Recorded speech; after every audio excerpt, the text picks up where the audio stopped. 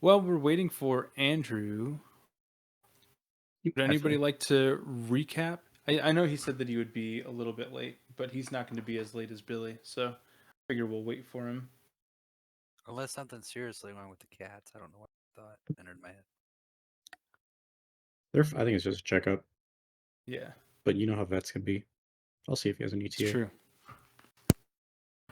Would anybody like to recap this chapter so far for Michael Fitzko? The whole Just thing. generalize. It doesn't have to be super detailed. I want it session by session. I tried doing a recap, and then I feel like as we got like halfway through the recap, we got sidetracked in the car. Yeah, we were going for a while. Trent, go ahead. Oh god. The guy that scored the lowest on the "Do you know the lore" test? No, I can do it. It seems like you were thinking about it. Let's see It's here. all you. We were gone. So immediately after the events of the end of the last one, where the king blew everything up, everyone died except for Visick and us and Shaw. And he stepped through a portal and said, "Later, bitches." Exact words. The city was in ruins, so... Did he take the girl? Yes. Yes. Okay. So city was in ruins. You and Ash bitch out like little pussies and ran for the hills. Everyone else decided to stay around the city and help.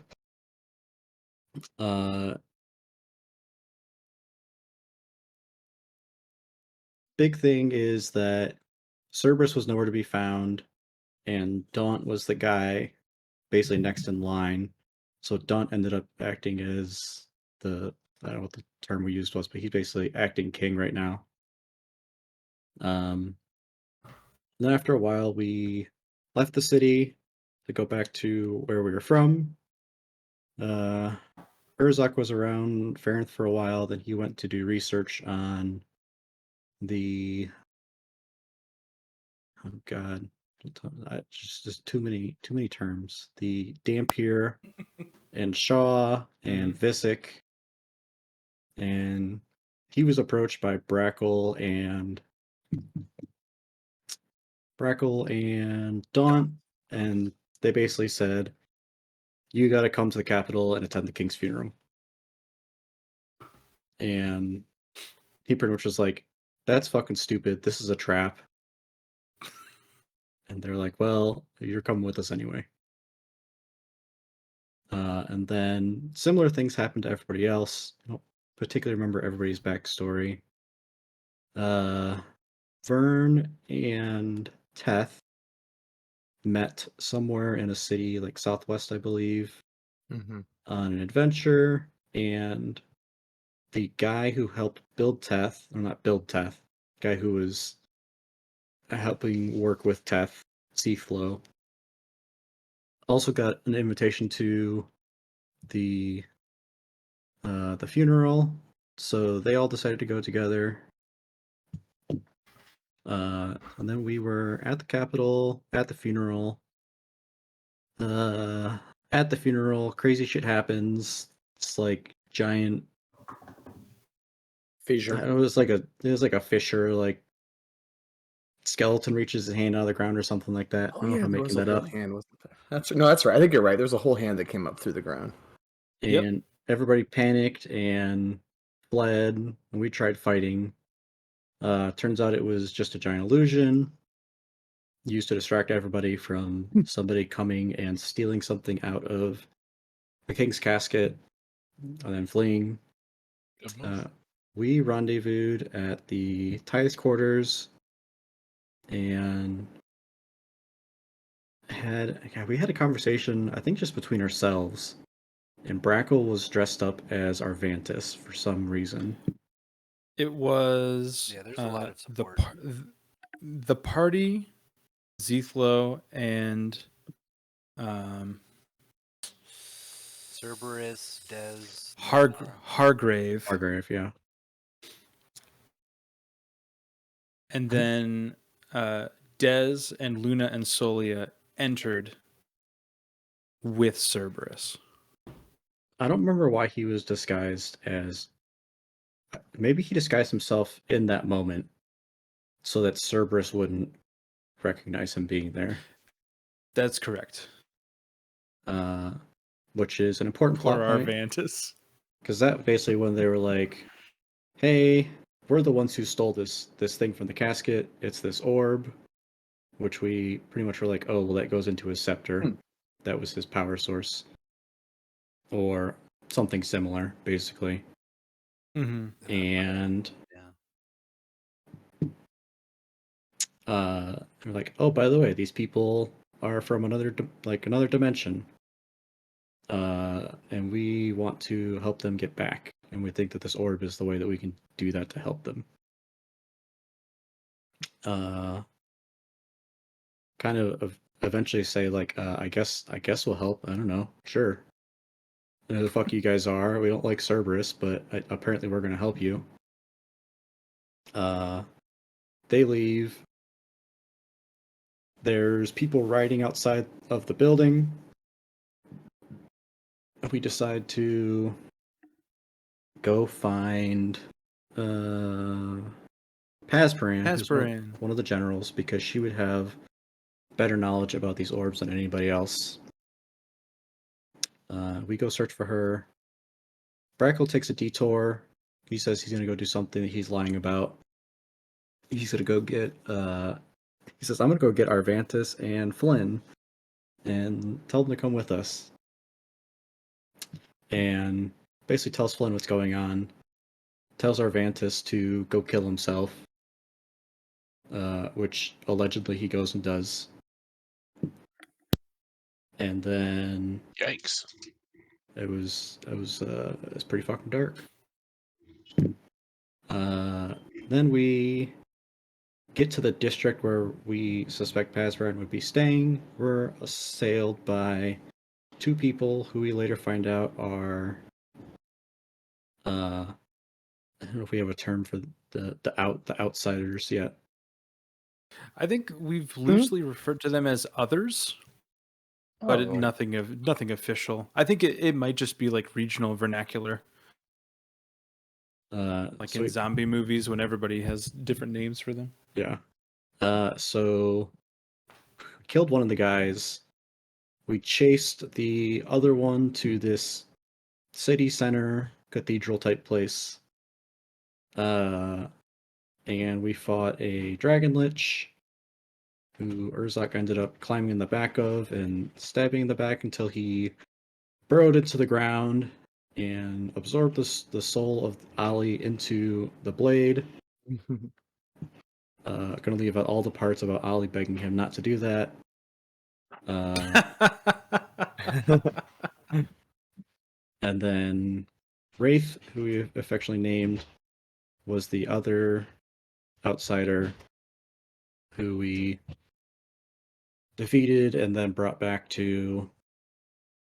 We didn't bring him back. We were just in the cathedral. Had a conversation with her about the situation. She basically says they're being chased by people who they called the Chasers, who are basically trying to kill anybody that's not from this place. From there, we go down into the cathedral, have some emotional trauma, recover the remaining pieces of the orb that we'd already recovered, put the orb together, and one way or another realize that it is an orb of the Presidium. Teth has a conversation with Talos. That's intense. Which was intense, and I don't remember the question that Teth asked. It was something like, am I on the right path, or something like that, I believe. Yeah, I can't remember exactly what he said. I have the script, though. So that's probably important. Also, the Chasers are important. I know we haven't touched on them for a minute, but they're about to become relevant again. So if you remember anything from this recap, the Chasers exist, and they're hunting people that don't belong in Azura. So after that, Cerberus kind of showed up and was like, "Hey, I hate my life and my job, but Daunt told me to come figure out what the hell's going on here." And to appease that situation, we sent some NPCs, including Wraith, with him to be like, they can go with you and talk about everything. We went with Hasparan to a remote hidden bunker on the outskirts of the city, which we found out was where the generals that were saving tithes from being killed were it was the Underground Railroad. They were basically using this giant transportation system to help smuggle people out from being killed in the tithes. We also found out some Marl works there. We met Alan, who's just Snape. Yeah. I believe at a later date we met with the Irish guy, Gael. Mm-hmm. I found out that there's some history between him and Teth, which I think I told this bit to you, but Teth is basically a killer robot that was created by the side that was against the casters in the Two-Face War. Yep. So a lot of the casters recognize and have issues with him because he killed a lot of people. Gael being one of those people. God, we had some shenanigans while we're in the city. Vern talked to a jeweler and convinced him that he would be a great running candidate for a city official, and also got some gems from him, which I believe were for spell components. I think they went to. Didn't Teth need them? They were for Teth, yeah. Yeah. They might have been Revivify Stones, probably what it was. I believe so. Some Revivify diamond, powdered silver, I think. I did get a copper medallion though. That's what I received from the laborers district to build a train station. That was my thing. Who got the? It was like a lavender animal. That was the armadillo. diamond. Yeah, Yeah, he fashioned the diamond for Teth to revive some. So like Teth is going to use this beautifully crafted diamond to revive somebody one day. Just smash it, it might be today. Were you Vern? and you live. Trent, were you lying about a niece for Vern? About a what? A niece. I remember it was the birthday of your. Oh niece. yeah. Oh yeah, that was all made up. Darn. What else I happened? didn't think Who that are you Vern is talking kind to? of familyless at this point. So Let's see. There was Selma's Tavern, which we had an eating competition and destroyed this restaurant. Some guy quit his job because of us. Made a guy quit. And then we convinced him to come back, and now we're best friends. The guy, whose name? I gotta find him. Also important. That's also important to remember. That will come up. But Horace. Yeah. Horace also tried to charge us like 500 gold for his fucking table, which we convinced him was ridiculous. I think we commissioned a new table for him and paid a much lower tab. There was Helen the shop owner? Yes, Helen Mirren. So that Eric the talked general to? store owner, Helen. Yeah, we were at a general store. We met Helen Mirren, who we later learned was basically working in a building that was infested with black mold, and she was very sick because of it. But we got some pretty sweet deals before realizing this. And You conned that poor woman. unintentionally. All of her items. Unintentionally. But I believe Eric did some healing on her, and then has promised to rebuild all of her shop in a matter of 3 days, I believe.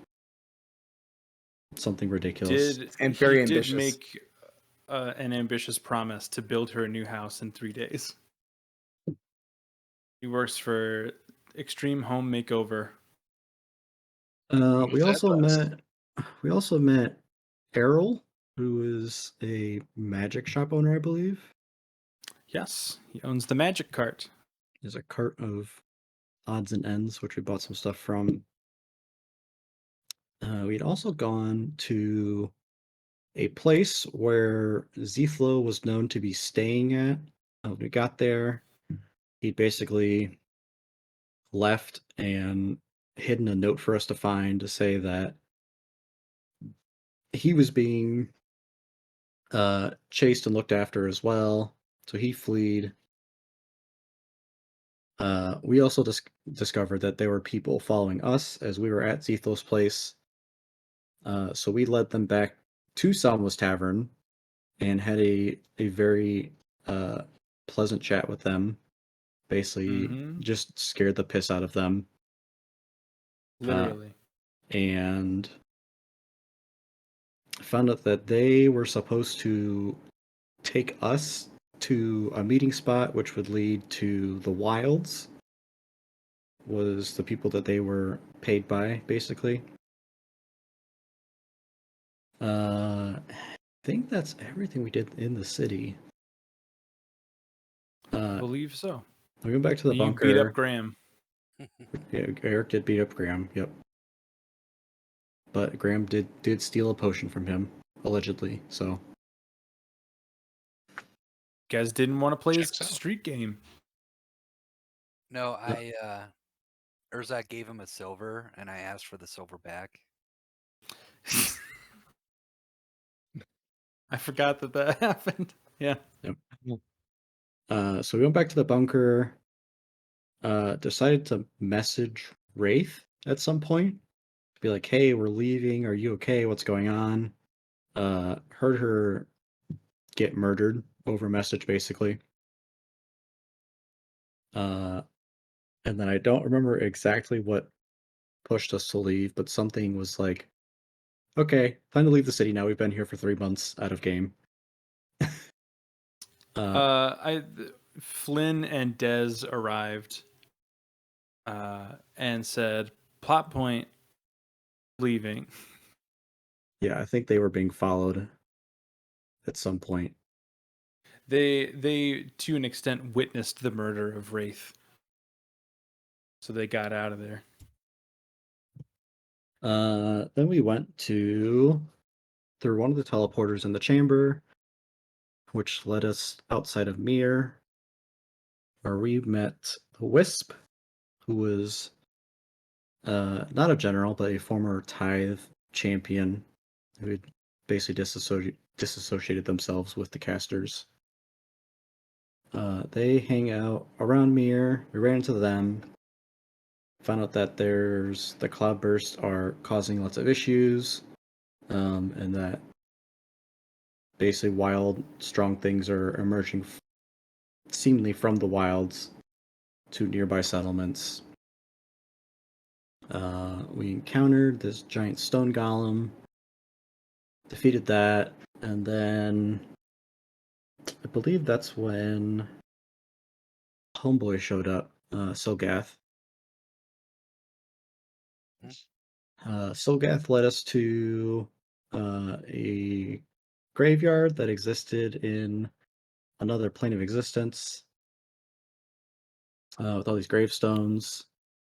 And the gravestones depict all of the Dhampir that live.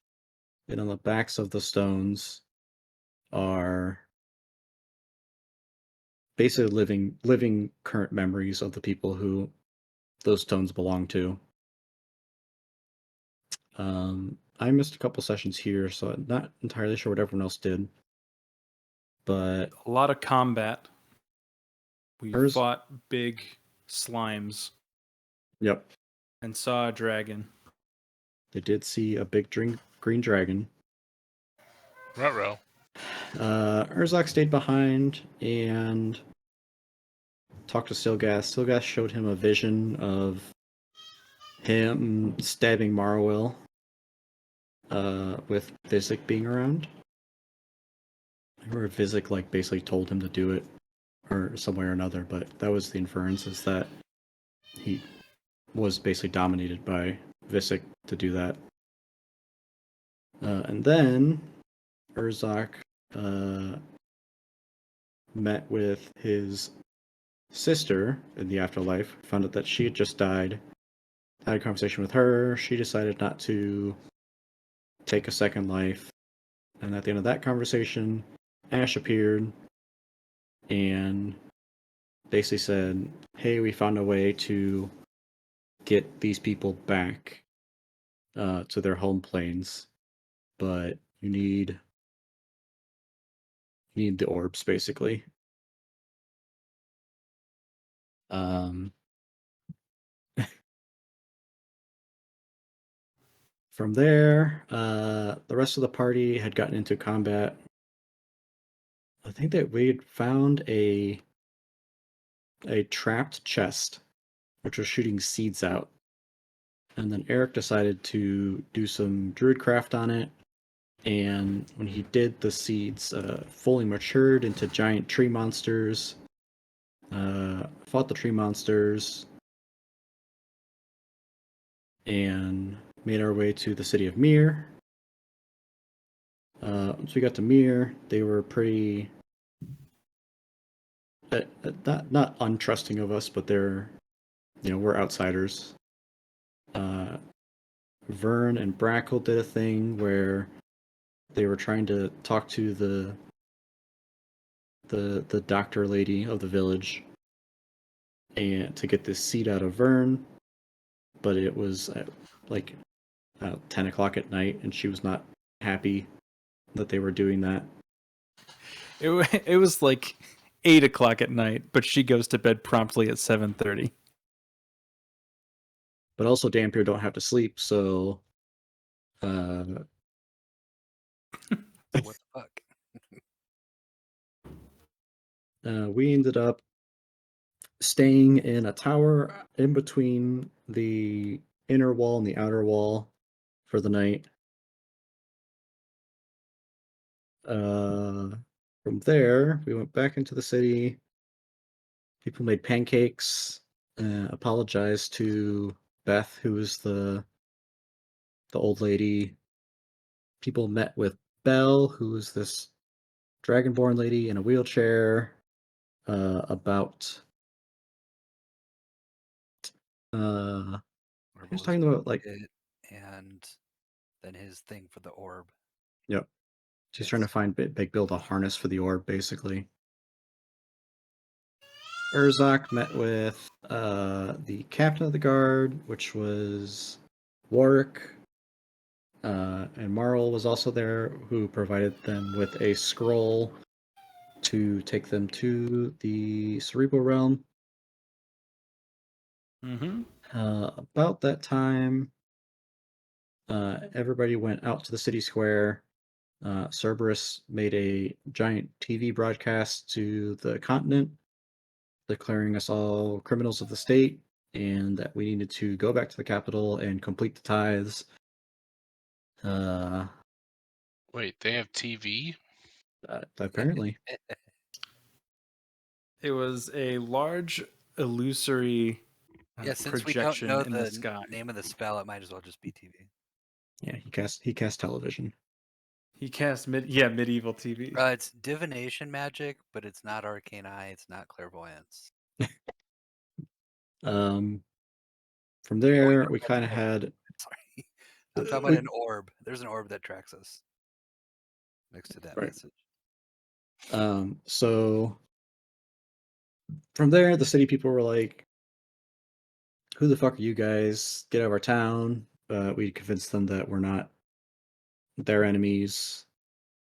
And then from there, this giant beacon appeared in the sky above us. Love that. Basically saying, "Hey, this is where they are." So we went inside. Vern passed out. under the effects of some spell. Brackle had cast True Sight and found that there was a nearby tendril from the beacon to like outside the city. And in line with that, one of the traps outside of the city towards that direction had also gone off. So we went to investigate that. We got there. There was these automatons and constructs that were trying to break into the wall. We defeated them, but found out that they had broken into the wall elsewhere. And we all rushed back to the city, to where this guy was basically asking for Vern, who was no longer there because he had been thrown through a portal to go outside the city, basically. Wild time. While Vern was unconscious, he was having a conversation with a god. And the rest of us were fighting a giant robot that was very similar in stature to Teth. And this guy is known as the Dark Rider, who we've learned above game is tied with this god that allegedly is tied with this god that Vern is talking to. Okay. And then in the middle of combat, somebody zapped down from the sky and appeared. Fuck yeah. Who could that be? Yeah. You did some real piss damage when you came in. We thought it was Zapdos, but effect-wise, it looked real cool. Yeah, so there's this big cloud of smoke at this blue circle, which is restraining Teth and Urzok right now, and it's doing damage to us every turn.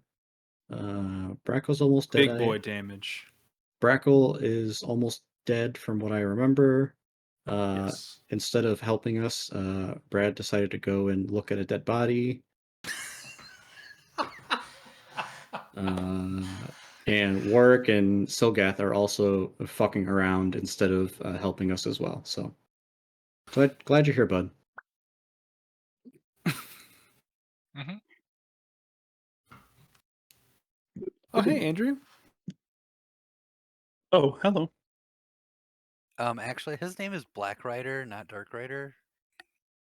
I think Dark Rider might be from Elden Ring. I mean, they're both so generic. It doesn't matter what his name is. I hopped in too late, but did you make sure you covered that I killed Arvantis? You sure did. Okay. Seems In no unnecessary. uncertain terms. Yeah. I guess did I miss any poignant points? I don't think so. That Well, was really good. Much better than I would have done. Yeah. I don't think so. I'm trying to go From what I heard. through. So, like, in a other couple things- weeks, I'm going to have you do that, but for my campaign. Whew. Dude, that's too That's far. true. That's too far away. I no fucking idea. I know that Brad almost killed Uwe, and then Aaron almost killed Uwe immediately afterwards. Yeah. And Bartles is playing a bird person now, again. Again. Only the birds. I don't even remember Who's that. who's also almost dead, I believe. I think so. I'm pretty sure my character's gonna die so quickly. We're Anytime working on I- birds. Anytime I do something to help Brad, he usually almost gets me killed. Or That's uses true. it. What did Lucius do? I don't even remember. He's racist, and Yeah. I gave outs- him money for like a weapon, and he used it on prostitutes. And then I don't remember what I can't remember what I grab did some water, quick guys. very recently, but yeah. I Yeah. remember Oh, speaking of he weapon- got body snatched by a baby. That was fun. Mm-hmm. Remember when I scoured the battlefield after Vizik took Shaw away and King exploded? Brackle has a longbow +1. What?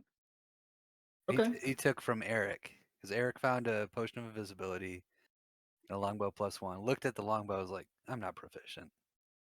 So then looked at the bard and was like, oh, do you want it? In game, Eric was like, I don't have proficiency with this weapon. I can't use it.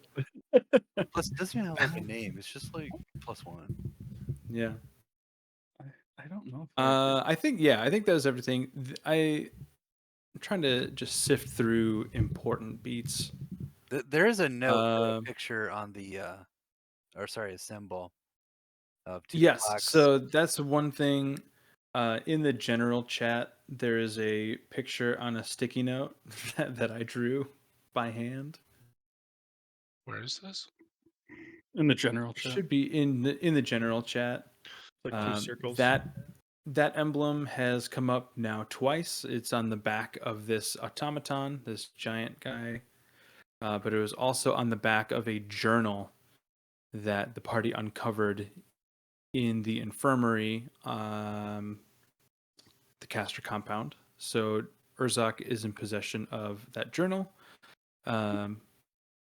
Also, the party is in possession of two Duggar's tomes, which are blank books, magical books that can copy other books exactly. So you have 2 of those, I think, among the party, 2 or 3. Can't remember exactly. I have both of them, I think. On my person. So you have that. So if you encounter a book that you need to keep but you can't take with you, you have that option. Other notable things: Dez revealed that he killed his own daughter, and that he spent a lot of time hunting Teth for the casters. He used to work for Visick. He was on a team with Flynn and Gael. It's a good crew. Yeah. And I think that's pretty much it. Now you're in a city full of friendly vampires fighting robots. That symbol, if the one circle was just a little bit smaller, it could totally be SpongeBob's eyes when he stands at a 45-degree angle. That's hilarious. Yeah, you're right. It absolutely could. Vern also doesn't have he has a mechanical hand. It's true. Lucius 2.0. I guess so. Does it shoot a grappling rope? It sure does. It does. Oh, it shoots some pretty weird stuff. It also has fun little injections that are unknown.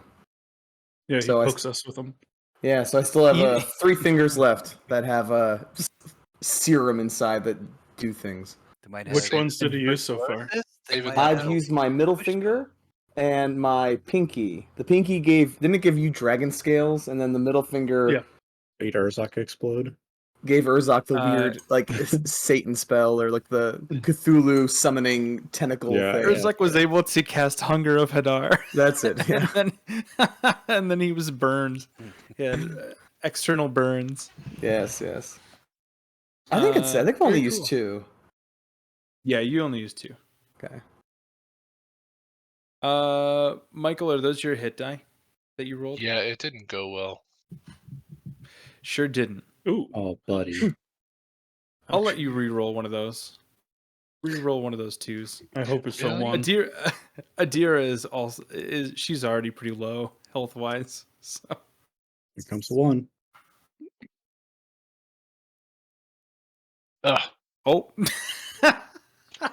Listen to Reddit. There's the 1. Yes. Re-roll it. Re-roll it. And 3 or higher is all I'll accept. Okay. It's just I'll not. take that. It's not going to happen for you. He's just die. It's just a thing.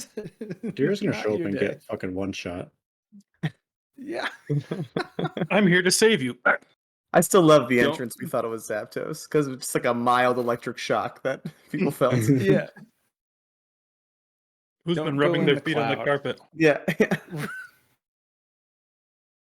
All right. Fitzko, I think I'm gonna disperse your things throughout tonight. So I'm not gonna make you do 3 roleplay heavy vignettes right in a row. We'll just Great. take them one at a time. Pronounce vinaigrette. But we are going to vinaigrette, yes. We will start with a prologue, though. For context, Michael, since so you don't go in 100% blind, the last few prologues have been centered around Vern's history, not necessarily showing him explicitly, but it follows a committee called the Knife, who is trying to ensure the safety of the tithes and other people that are downtrodden throughout the continent. Notable members are Gael and Marawil, as well as Silgath, who you will meet very soon in-game, and a few other people, including both of Vern's parents. In no uncertain terms, the last couple prologues, as well as Vern's introductory thing at the very beginning of the campaign, document the murder of both of his parents. And you find out as the prologues go on that Visick is the perpetrator of those murders, and Gael is trying to find a way to get a letter that Vern's parents wrote to him to Vern. And the very last prologue that we had last week showed Gael in front of Vern's house having a conversation with one of the waitstaff there, and he left at his request, and we left off with Gael seeing Vern climb out of a window, an 11-year-old Vern, and following him back up the street. And this is in the middle of the night at the wealthy district of Sharvassus. So we are now... Of course, my Google Drive is not loading. So hold on 1 second. All of that build-up. Yeah, that's so funny. All right. Today's prologue is sponsored by coffee shops that belong to chains, because sometimes small business coffee shops don't make good coffee, and I don't care if that's a hot take. I'm going to work for one of those companies, so... Hey. All right, here we go. I can't believe you didn't give it to him. I couldn't. Gael. I couldn't. You find yourselves watching a conversation inside of the Knife Committee chamber. Only 2 of the 8 chairs are occupied, Gael's, and 1 labeled Mfari. The wood of the brazier is burning low, and both are speaking in hushed tones, though nobody else appears to be around. You know that's what Warren would have wanted. It's what we voted to uphold. And what about Lyra? We voted to protect our children, not frighten them in the middle of the night, serving a paper from their dead parents. Our wishes can wait if it means that our children feel safe. That's not your choice to make, Gael. The boy deserves to hear from his parents. Well, that's the choice I made last night. You and Arvanitis made your opinions very clear during the meeting. Mfari rolls her eyes and sighs. I'm trying to reason with you, but the boy needs that letter. The boy is 11 years old. He's old enough. He is a child. He could have handled it. He was playing. What? He was playing, Mfari, with a friend, building things with their hands. They were laughing together. A day and a half after his parents are murdered, and he sees their bodies inside of his own house. And this 11-year-old boy is allowing himself to laugh with his friend. He couldn't just interrupt that. Mfari is quiet, staring at her hands. He was playing and helping his friend.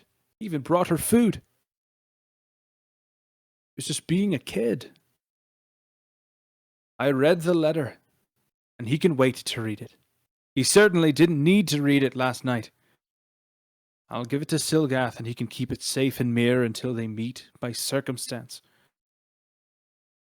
Gael stands up and begins to move to the door. But Umfari reaches out to him and he stops. You know, I disagree with you in principle. I still think he should have that letter. But I also think that you're a good man. Good night, Umfari. And Gael exits.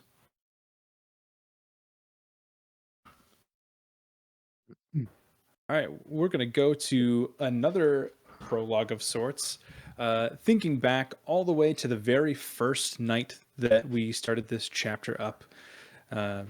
The sky has lit up. The king has unleashed his massive burst of energy, his last living act. He collapses to the ground. And Adira, Ash is nowhere to be found. Ash cannot be seen. Amid all the chaos, you have lost your line of sight on her. And you just minutes earlier were told that she was your sister. And neither of you knew that fact. And you just start walking away from the party. No general direction. Just away from the noise and the smell of the burning bodies. Away from the king. Away from the people that you knew but didn't know. And you end up in a thicket of trees. You just walk away from this clearing into the tree line. You walk for what seems like hours. It could have been hours, it could have been 10 minutes, it could have been half of the night. You weren't really sure.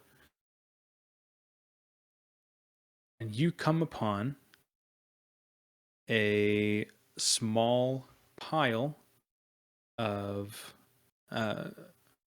seems like somebody had been mugged or something like that, something of that sort. There are bags and pouches and different things all emptied and turned out. And laying next to one of these bags, under some of the stuff, you see the outside cover of a book that was ripped apart. And it's shiny and golden. It's been left there in the dirt. What would you like to do? Well, I guess we'll start with the shiny gold thing. It's gonna kind of snap me out of my racing thoughts. It's not something you come across every day, so let's pick that up. What's that? What's that about? On the cover, there is a what looks like a mirror of sorts. There is no title. There is no inscription at all on the front. It's just the front cover. It's been removed from the spine. On the inside of the front cover, there are it's a set of coordinates. But there are no other markings on this cover of the book. On the front, there's a mirror in the center, and it's lined in gold or some type of metal that is cured to be golden. Let's take a look in the mirror, dude. How do I look? You don't look good. You how easily does Adira cry? Oh, not at all. You would be shocked to find that your eyes look puffy. That you have been crying as you've been walking. It is just a reflection, though. It doesn't seem to show you anything other than how you are looking currently. Well, I guess I'll make a note of the coordinates. It's interesting, and then stash it away. It looks? You said it was pretty well picked over. Yeah, there are a few rations that you could pick up. A small spot of food that was left, Yeah, she's not but gonna bother. anything of value would be gone. Yeah. Yeah, who cares? Does it look like? I guess I'd like to do I don't know if this would be a perception or a survival or a nature, but does it look like there's any indication from here where the other people would have gone to, or if there's anyone still Yeah. around? Make a. I'll give you the choice: either survival or nature. I'm so good at both of those. It's a 10. Survival. With a 10, you would be able to discern a few footprints. The ground is pretty soft where you are, but it doesn't stay that way for long. The footprints are heading out kind of off. There is a path of sorts, but it's kind of following the path and then veering off to the left back into the tree line. And you would know that they'd be heading west. West. Okay. Do I have a general sense of where I am, or am I just totally lost at this point? Make a survival check. That's a 20. Nice. Yeah, I think that your faculties would remain intact enough that you would be able to tell that you're still close enough to the capital city to use that as kind of a way to get your bearings. So if something is going a specific direction, you'd be able to tell that is it is directly back towards home for you, almost a straight line. Interesting. Quite a ways, but a straight line home. Okay. I've spent a pretty dadgum long time looking at maps being on ships for my entire life. So does it seem like would I know the general direction of where the coordinates are from here? I would say yes. You would recognize those coordinates based on just stuff that we have talked about with how she spends her time. You would know that those coordinates are just north of New Pontic, which is in the southwestern corner of the continent. Also, you would remember that is the hometown of Eric. I totally remembered that. You're right.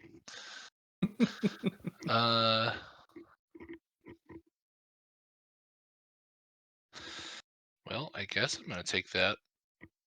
I mind racing. The only thing I can think is the only people that might have any answers about this new revelation of family would be the priests back at the temple who took me in. So let's head back. All right. Are you walking? How do you plan to get back? Well, 'Cause we're talking like weeks on foot. yeah, that's what it is. All right. Cool. I got nothing else, so All right. We are going to re-enter combat. We're in the town square of Mir / the barracks around here. For context, Michael, I'm going to switch over to the Mir map real quick. This is what the town as a whole looks like. Our combat is over here on the far left-hand side. That's the building that we're in and around. Up here is a workshop and an observation desk. So if you have anything that you need tinkered with, that's available there. She also sells some items. up here at the very top is the house where Beth lives, and she is the healer / doctor. And in the middle here is a large dead tree. It's called the Tree of All Seasons. And whether the party wants to tell you about that or not, well, we'll get there later, I guess. All right, Adira, you just entered the combat. I'm going to have you roll for initiative, please, Michael. I'm also very good at that. That's an 8. Nice. All the way down at the bottom. Very cool. Love that.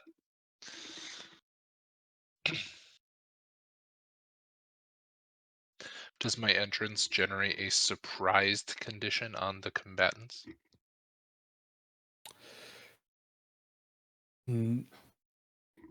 Normally, I would say yes. But this guy up here, this is a shadow dog, is half in this smoke sphere. So I'm not sure that the dog knows that you have arrived. And this guy, even though he was just electrocuted by you, is also being dominated by Teth. So I would say no. Ooh. Unfortunately. The timing of it couldn't have been worse for you. Well, at least you look cool. That's the most important part. It's more about the visuals, really. Right. It's all aesthetic. Top of the round, we are with Vern. Vern, you are in your father's study, and you are talking with Coraline. He has just poofed another drink into your hand, and he is enticing you to continue your discussion with him. And at this point, he is going to snap his fingers, and in between his two fingers is going to be a small envelope. And on the front of the envelope, you see your name. Just. Well, whatever your offer might be, as enticing as it is, I'm not going to turn on my friends. I hope you know that. And I wave the envelope in his face. It's in his hand. It's not in your Oh, hand. never mind. I wag my finger at the envelope in his hand. Fair enough. He'll say, don't worry about them. My only concern is keeping you here until they're dead or gone. I'll be like, I don't need you to turn on them. Then you should have picked a place with fewer doors. And I stand up and I go and try to open the door out of the study. Can I stand up? Yeah. Okay. Make a charisma saving throw. All right.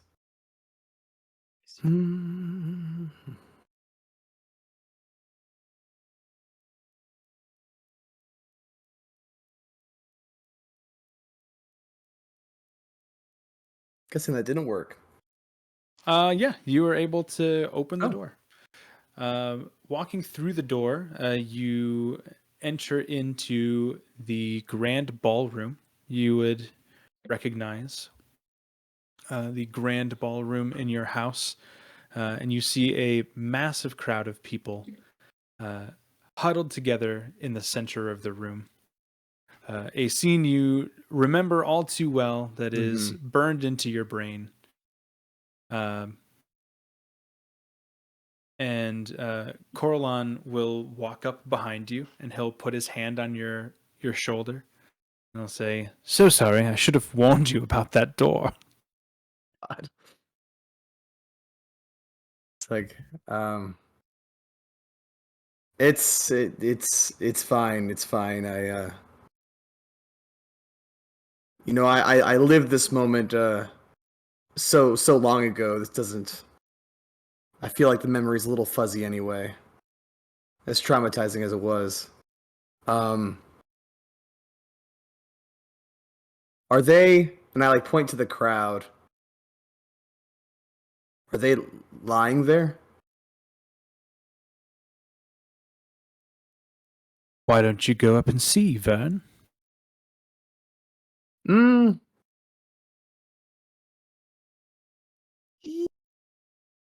Yeah, I feel like I would. I'll go up. I mean, I know it's all an illusion. I knew it was an illusion when I first came in here, so I'm not like Correct. thinking I've gone back in time or anything. But I'll go up there and try to take a look. Maybe So to as look you for anything I missed the first time as a child make with a adult perception check. eyes. Okay. Yeah, make a perception check. Oh, that is just straight up D20. Oop, well, didn't mean to do that, but both are pretty bad, so I'm guessing I'm not going to see much of anything. So you are kind of looking through the crowd, trying to see past. And for whatever reason, any angle you try and crane your neck at, any window you try and find between heads seems to close as you get there. It seems like the people in the crowd are purposefully blocking your view from what you're trying to see on the ground in the middle of them. It certainly does not seem like they're doing this on purpose. To you with that original check when you entered the illusion, it feels very purposeful as part of the illusion, keeping you from seeing it. Okay.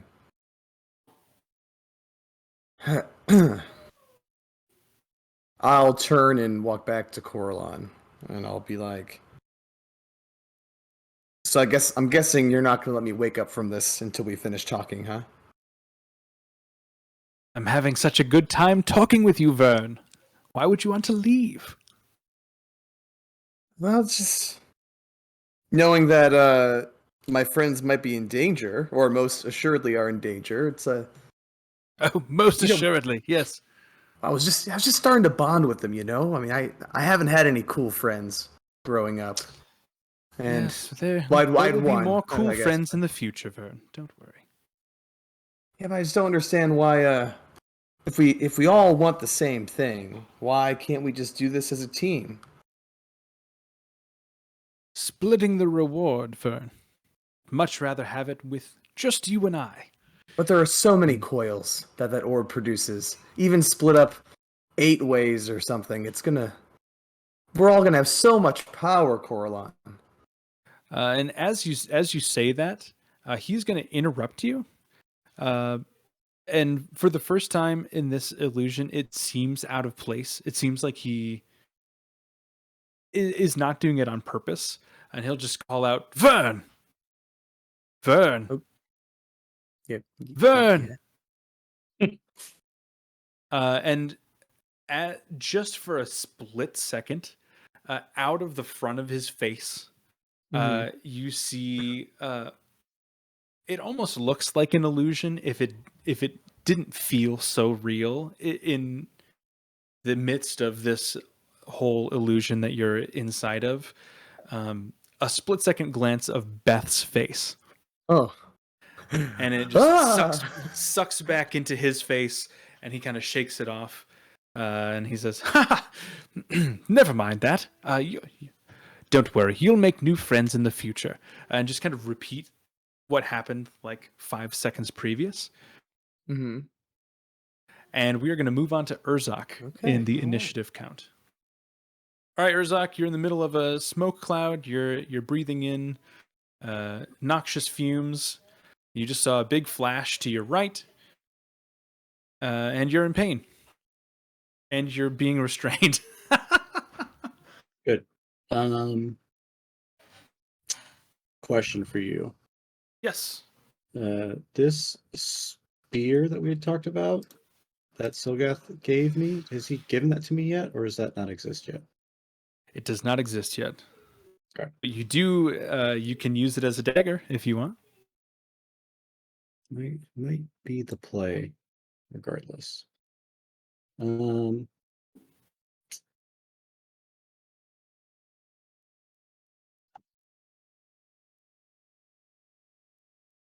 Well, I'm going to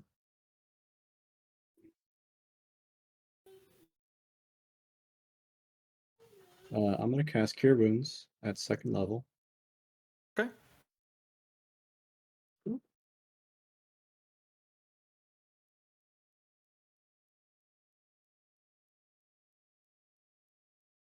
Let me get back.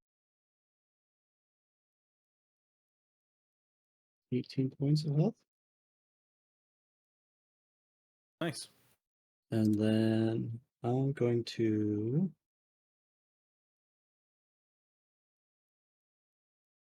Oh, this is only on cantrips.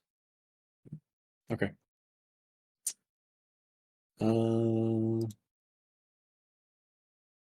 Yeah, I guess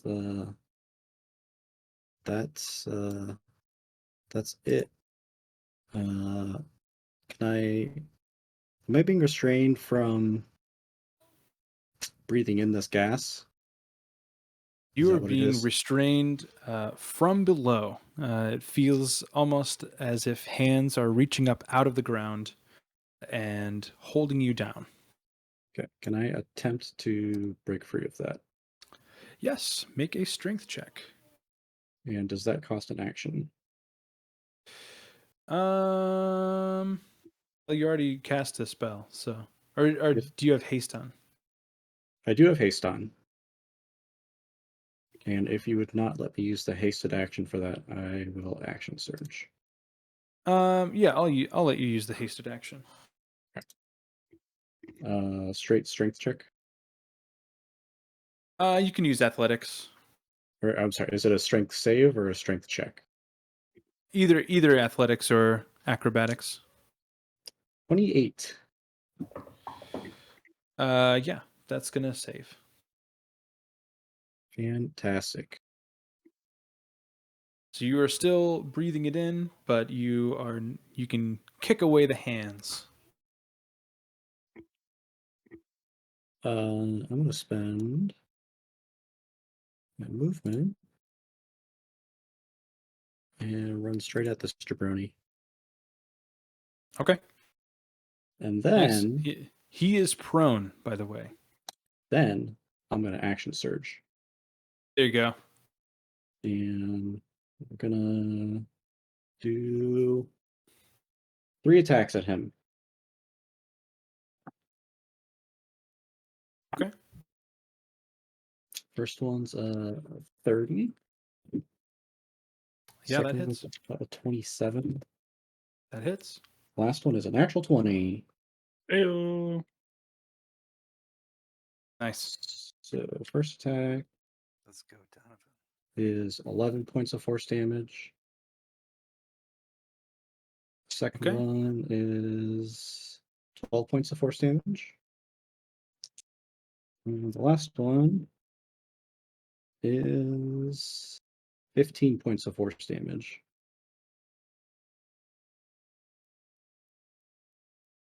Yeah. He is starting to look pretty weary as you strike him that third time. Granted, he is still dominated, so he's kind of a little bit loopy anyway. But you can see kind of a little bit extra air kind of leave his body on that last hit. His resolve is weakening for sure. Yeah, you guys just see Urzak castle healing on himself, and the borderline rage breaks free of the grasp and dead sprints at this guy, and it's just pretty relentlessly beating the shit out of him with his sword. Nice. And that will be my turn. That brings us to Silgath. He is down here with Warwick, and they took a couple moments to just calm down. But he is now seeing, as he's being dragged behind this building, a giant dome of smoke come up from the ground, it seems. And he's not having that in his town. So he's going to break away from Warwick, and he's going to walk out here. He is going to cast. What is he going to cast?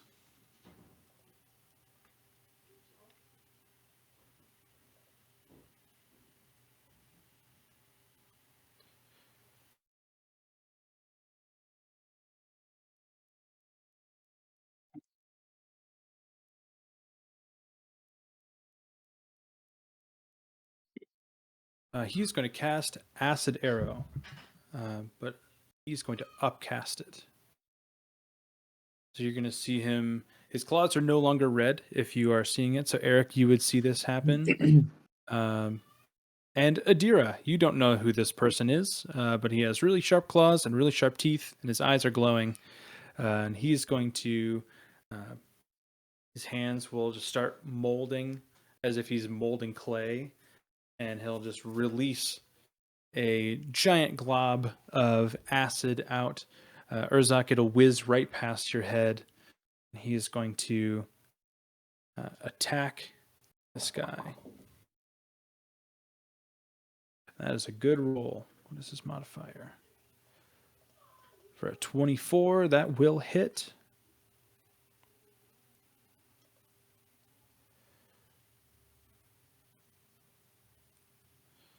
That is...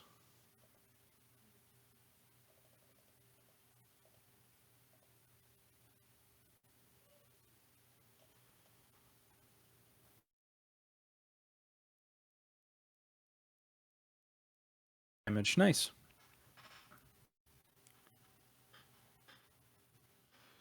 And he will run up using the rest of his movement to come up and attempt to help you, Urzak. That's going to bring us to Bracklebath. First, I'm going to get out of this circle. I'm going to come to the other side of Doggy. Okay.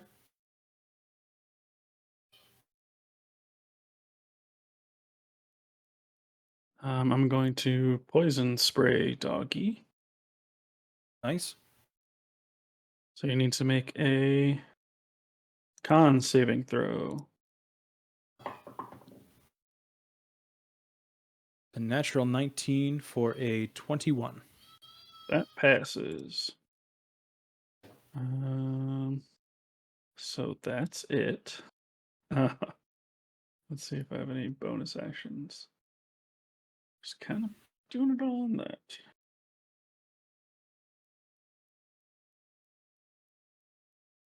I think that's unfortunately what I'm doing.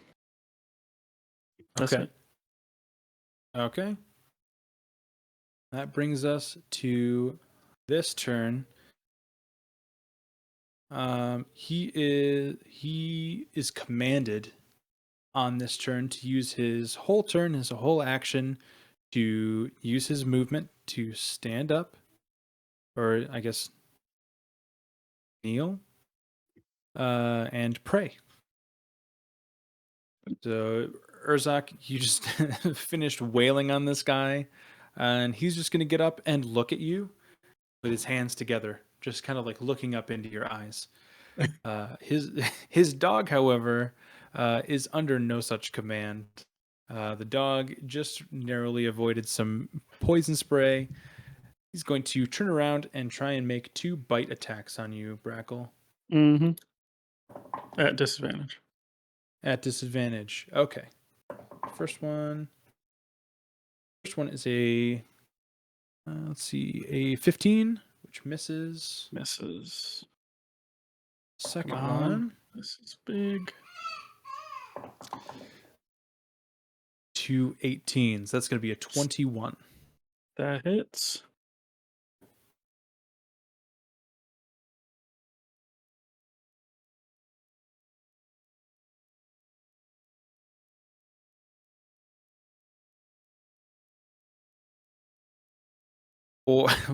For 17 damage. 17 piercing damage. Brackle falls down.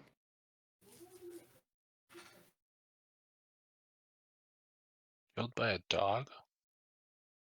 There's a couple other things before that, but yeah. That smoke was brutal to you guys. You must have taken close to 60 damage just from that, right? Oh yeah. The dog is just gonna stand over you, Brackle. He's not gonna keep attacking you, but he is going to stand his ground and guard your body. That's So nice you are of him. now making death saves. Which brings us to Eleanor. She is going to run around with Urzak, start chopping at this guy as well. She's going to make 2 attacks with her axe. One of them was a nat 1, so that's going to miss. The other one is a 19, and that is for 22 to hit, which does hit.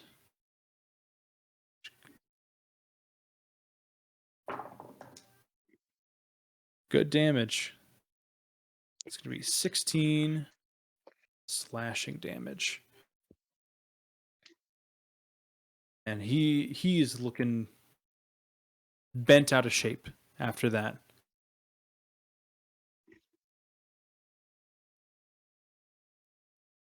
All right, Eric. Okay. After learning that these guys are associated with the locked journal back in the infirmary, he's gonna move over to help allies. Let's stand by Silgath, moving 25 feet. What's the? Hold on. Let's see the range. Spell. Sorry, my D&D Beyond's down. But I can still use it on my phone, so it makes no sense. It is weird. Okay, so I have 60. I'll keep your sheet up for you too, if you need to reference anything. So I've got 60 feet on casting a bonus action, healing spirit in the shape Okay. of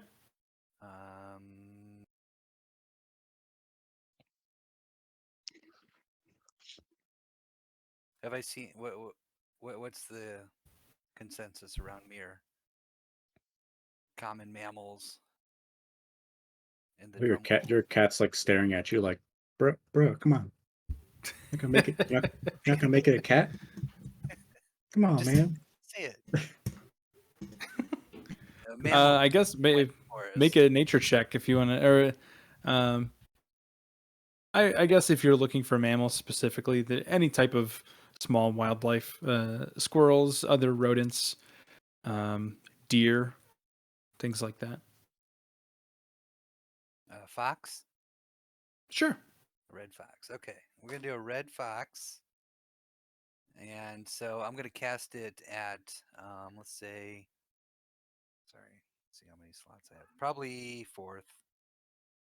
Yeah, let's go with 4th. So, which means 1 plus the spellcasting ability modifier, I think is 6 total times. Yep. I can, at the start of a creature's turn, or when they first move into the same space, or a space next to the spirit, no action required. I can heal for 4d6 plus 4. 1 second. But yeah, I'm going to put it next to Brackle. Yay. So hi. at the beginning of this turn, it'll heal. The milk time. Unless you count me casting it being the same as good man. the creature moving into the space. Get your milk. All right, get your milk, baby. Your milk. Where is it? Get your milk. Yeah, I don't know. Healing spirit's weird. Yeah, open it up.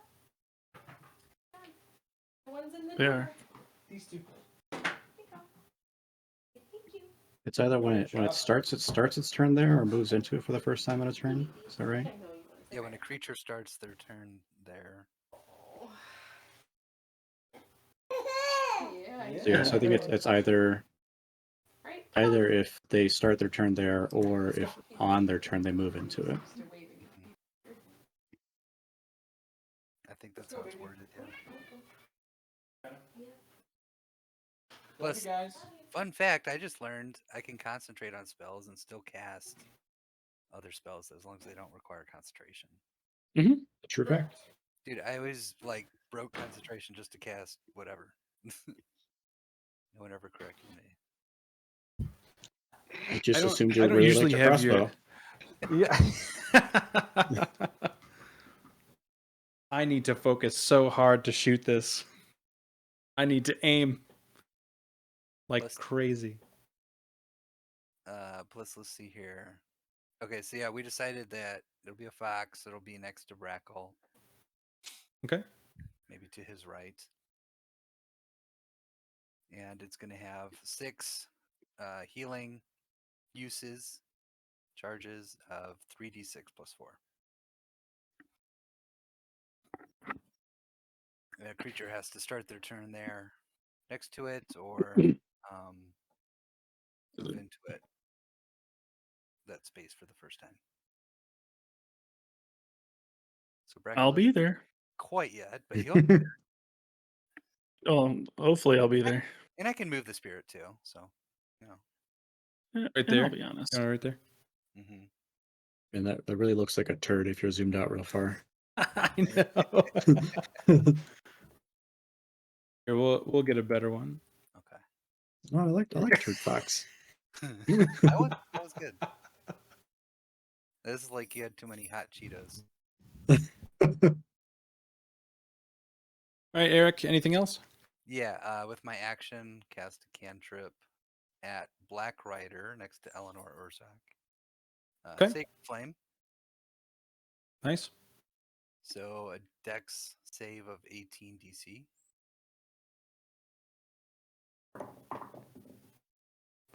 That is going to be a fail. That's a 12. Okay, so 3d8.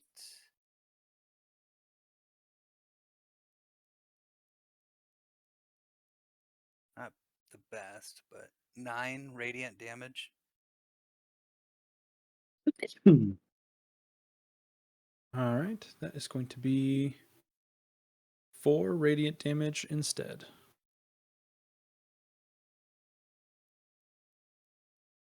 He is going to take a reaction, and he is going to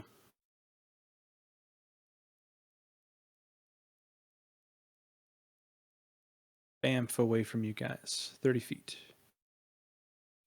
Is he not dominated anymore?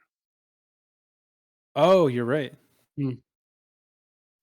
I guess that would override a reaction. So he's not going to take a reaction till As far as- the top of the next turn order. As far as perceiving the damage taken, would Eric know that he didn't take as much as I had thought?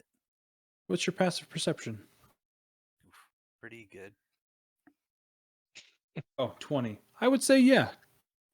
I would say you casting that, being used to casting it, didn't land with the same impact that it normally would. I'd give you that. Okay.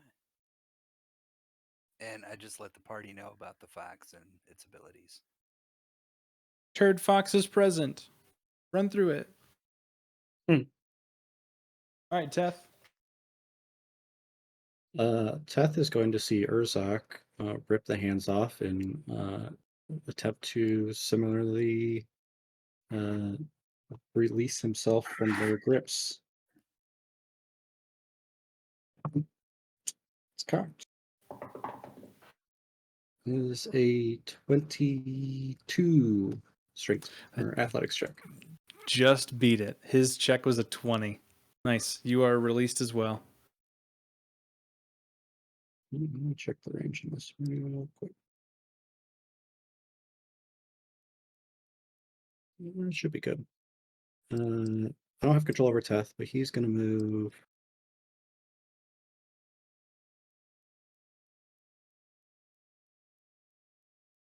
Maybe that's good. Okay, yeah, he's going to move. You can move him now. I just gave you permission.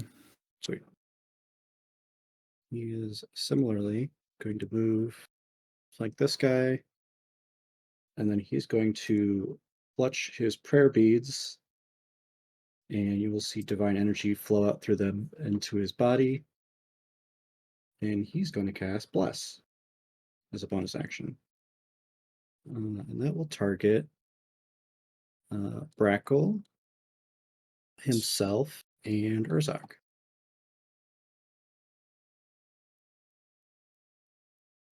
Nice.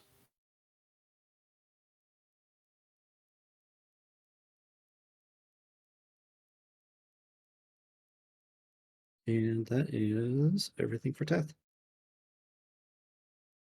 Very cool. Warwick similarly is going to see that Silgath is running back into battle.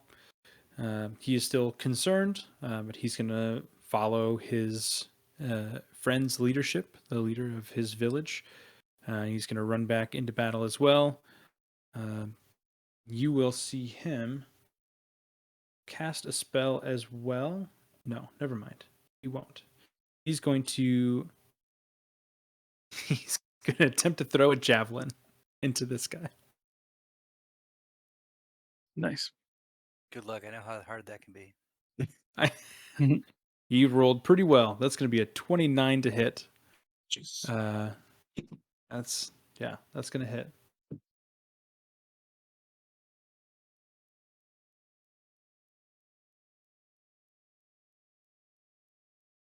For 8 damage. 8 piercing damage.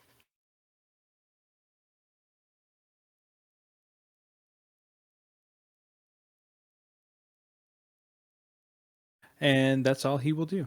He'll take the rest of his movement up 5 feet, right next to you, Eric. And Adira, for the first time in several months. What are you doing on your turn in combat? LOL. You know what it is. Lightning. Just wouldn't be right if we didn't come in and just start shooting off some lightning. But because everyone is surrounding this guy, I can't do anything at all. So There's another guy up there. can I see him, or is he obscured by this cloud? You'd be able to see half of him. It's not heavily obscured either. It's not completely obscured, I should say. It's only like heavily dispersed, so you can still see the figure of him through that. I am cloud. going to. Okay. I'm going to.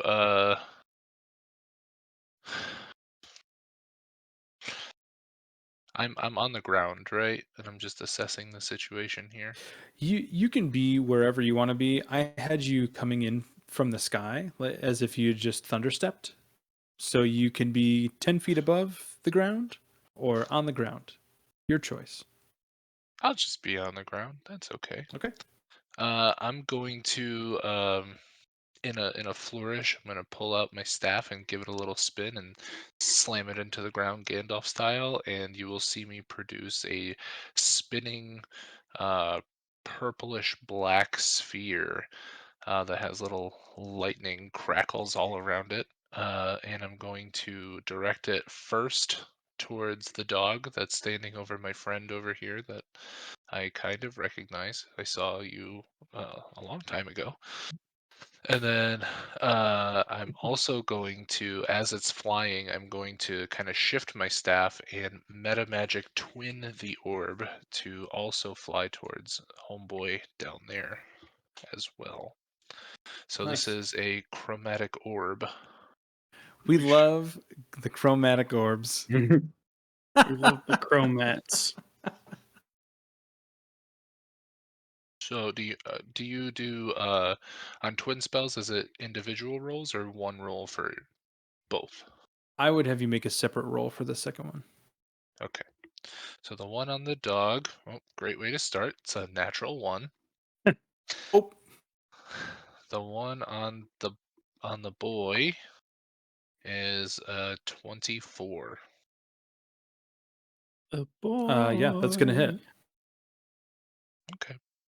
I did not upcast. It's just 3d8 because I don't really know what I'm stepping into. So that's gonna be 14 lightning damage. Nice. Teth and Urzak. Well, you're the same person right now. Urzak, you would see as this lightning is coursing through his body as it strikes him. Because of the way he's positioned down on his knees, it kind of hits him in the head first and cycles down through. You see it reverberate through his entire body. And it's almost like he goes pale. You can't see most of his skin, but it's like somebody who's about to faint. They just like their body goes slack a little bit.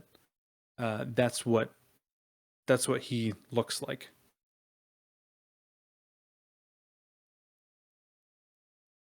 Hell yeah. And then bonus action, just because I can. I am going to use my tempestuous magic, and as soon as I cast, a little gust of wind is gonna scoop me up off the ground and just move me 10 feet in, I guess. Nice. And I'll just hang out right there. Very cool. Vern, this brings us to you. I am gonna go do something real quick, and I'll be right back. Less than a minute. All right, start the timer.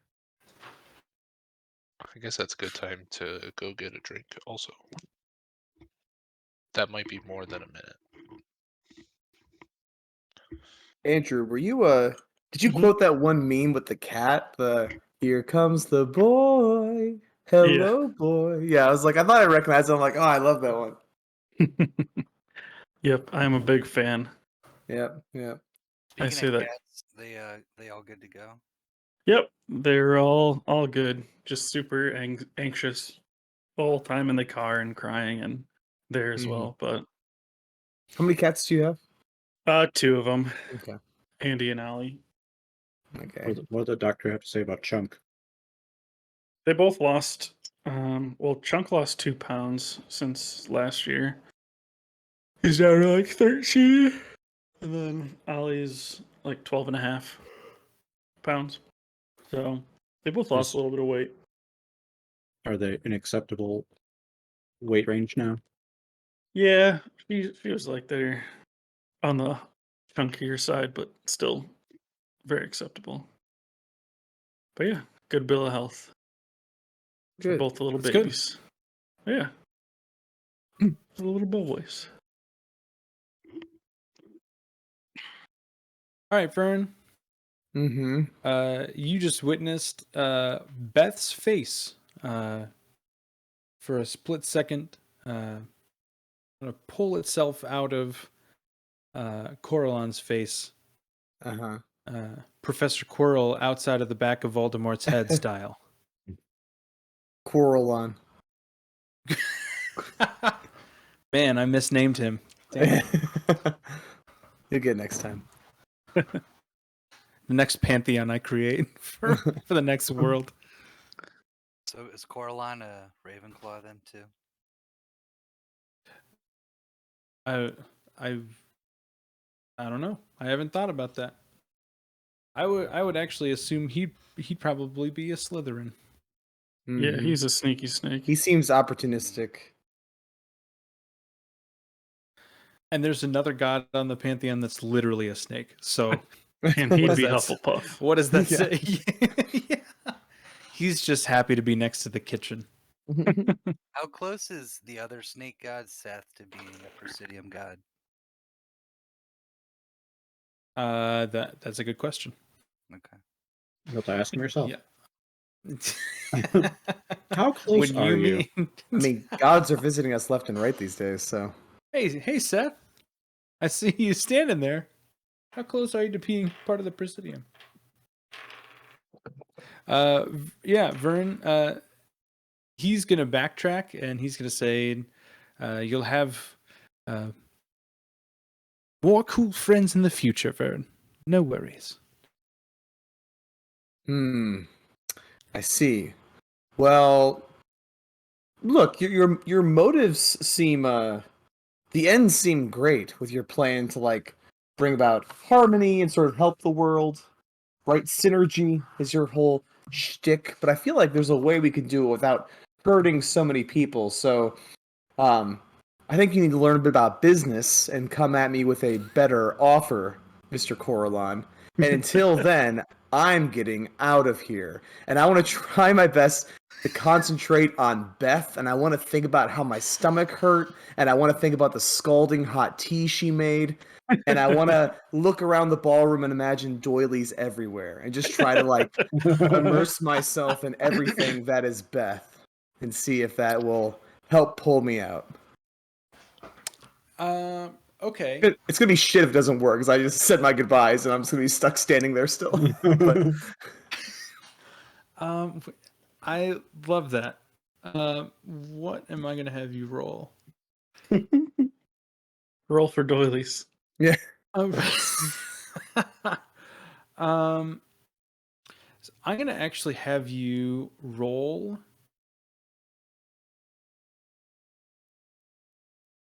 persuasion against his deception, because you're trying to break his illusion. okay. That's cool. I will happily do that.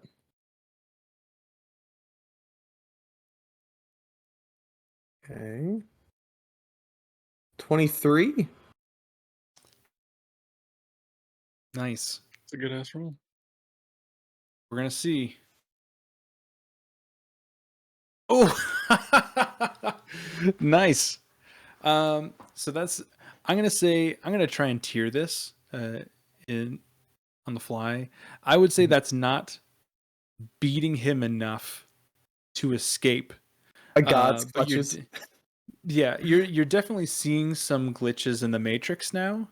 Okay. As you start concentrating on this, Vern, hmm you can kind of catch just a split second of panic in Coralon's face. He assumed that he had all of this control over you, and maybe he underestimated how powerful a sorcerer you actually were. Damn straight. He knows that your power does not come from research or making a pact or from nature. It is within you. So you were born as powerful as you're going to be at your strongest, and he's seeing that come out. So you can see doilies start popping up just on the ground, up in Good. the sky Good. and floating down on top of people's heads. One pops up on Coralon's shoulder. And he very quickly grabs it and throws it off. You were starting to see people like walking and then backtracking and walking and backtracking, not acting naturally anymore.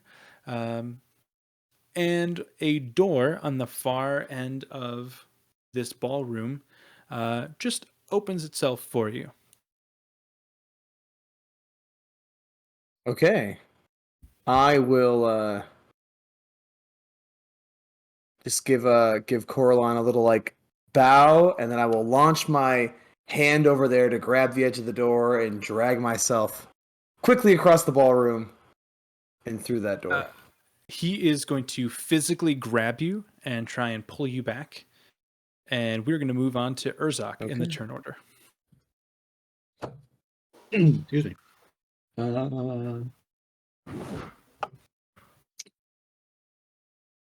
You know it. You love it. It's the Blade of Lendis. I'm gonna just start wailing on him, coup de grace style. I think my Nice. favorite thing is that you're 1v1ing a god right now, and Andrew died to a dog. We thought you were a small mechanical bird, so I wouldn't be so high and mighty. Still standing. Still standing. Good observation though. Yeah. All right, first one is 27 to hit That hits. for 14 points of force damage. Okay. Second one is 27 to hit for That 9 also points of force hits. damage. Okay.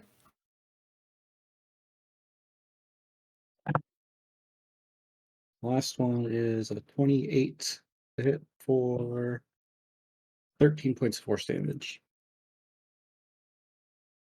Yeah, that hits. How are you eliminating this Black Rider? Yes. Urzak's mind you, he's not even at half health, but it's probably the bloodiest you've seen him. He just kind of hulked out for a second there. He's angry boy. Just smack him 3 times. The guy gets up on his knees and is praying. in Urzak's direction. And without any hesitation, Urzak just flourishes the blade and smacks him once across the face, expecting it to be it. And he gets back up on his knees and puts his hands back together again. And he smashes him the other direction, and the same thing happens. And then he's gonna do like a 360 roundhouse strike around and just put a giant dent in his head with the final strike, and then kick him down to the ground. Nice.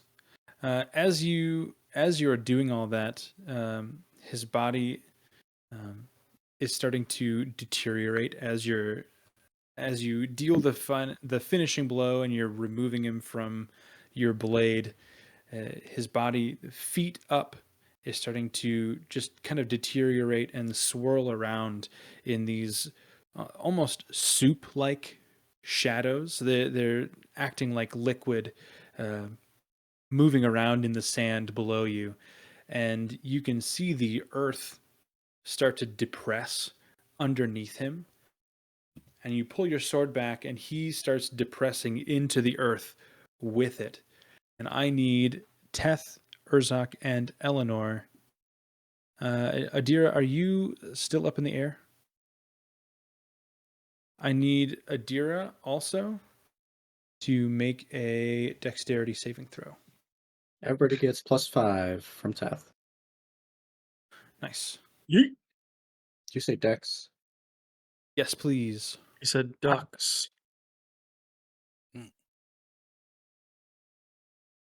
This is a DC 22 dex save.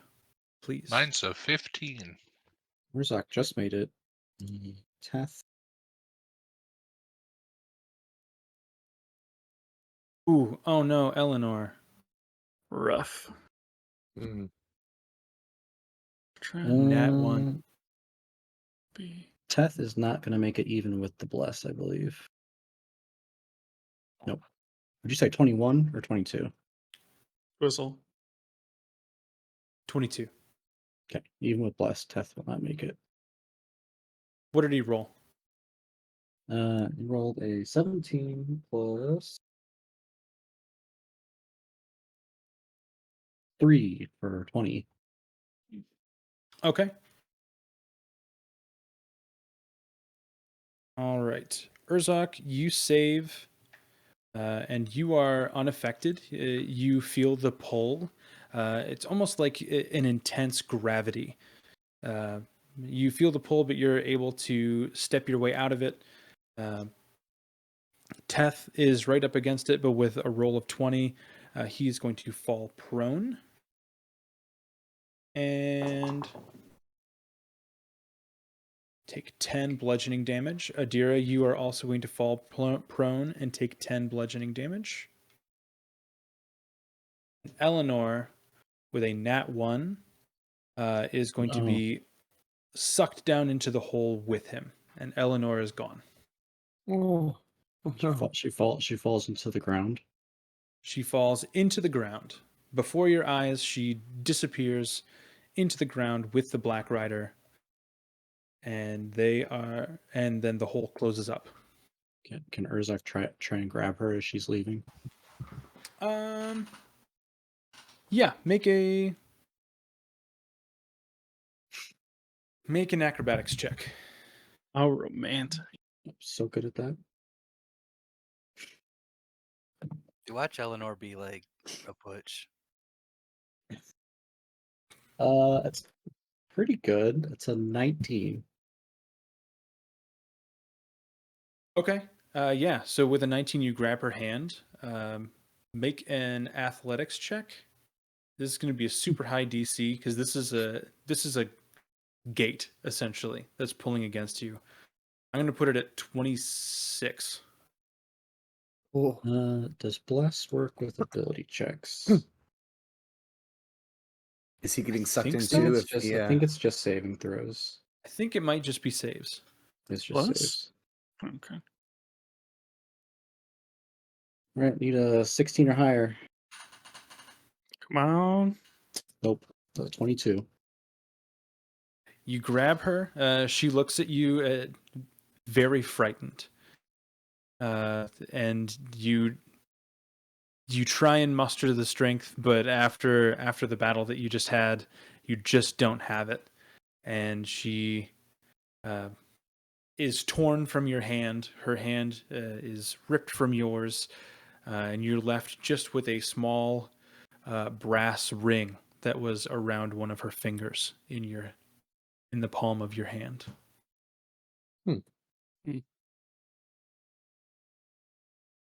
Damn. All right. And Eleanor's gone. Tried. She should have ate a pancake. Maybe she should have been stronger. Or she'd been sicker because you poisoned the pancakes. No, the Only the pancakes berry weren't ones. poison. Yeah, berries were on top. The berry topping. And only some of them. Yeah, not all of them. Silgath, seeing this happen, is going to look through the cloud and still see the dog standing there, and he is going to take flight. You'll see wings burst out of his back, and he is going to fly up into the sky, up here above the dome, and he is going to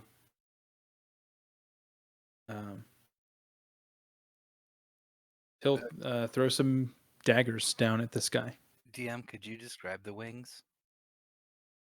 Yeah. So they're they almost look like dragon wings. It's like if you combined a dragon wing and a bat wing. That's somewhere in that cross section would be Silgath's wings. They're the same color as his skin, so they are not spectral. They definitely are physical wings. And at the tips, you can see two small spikes coming up from the top. So nothing super fancy, but definitely scary if you saw them at night and weren't expecting them. Okay, thanks. I'm immersed now. Thank you. And he's going to throw a couple of the daggers that he has. Urzak, from what you can see, he's not carrying daggers. You can see similar pads on his hands to the one that he gave to you. And he's going to throw 2 daggers at the dog. That's a nat 1, so he's not going to hit with the first one. Second one, however, is a 19 for 6, and that definitely hits.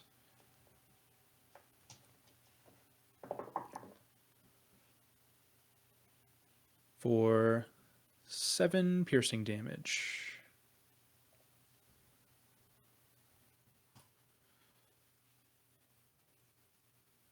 Brackle Bath. Do you have advantage or anything on death saves, Brackle? No, He has bless. I have bless. It's true. But also, when does healing spirit kick in? Is that at the beginning of his turn? That's my question. Do you have to be... So you placed it right on Brackle, right? I thought it was just like as long as you're next to the 5-foot cube, but it is at the start of Brackle's turn when he'll receive the healing. Just gotta check the wording on location of the.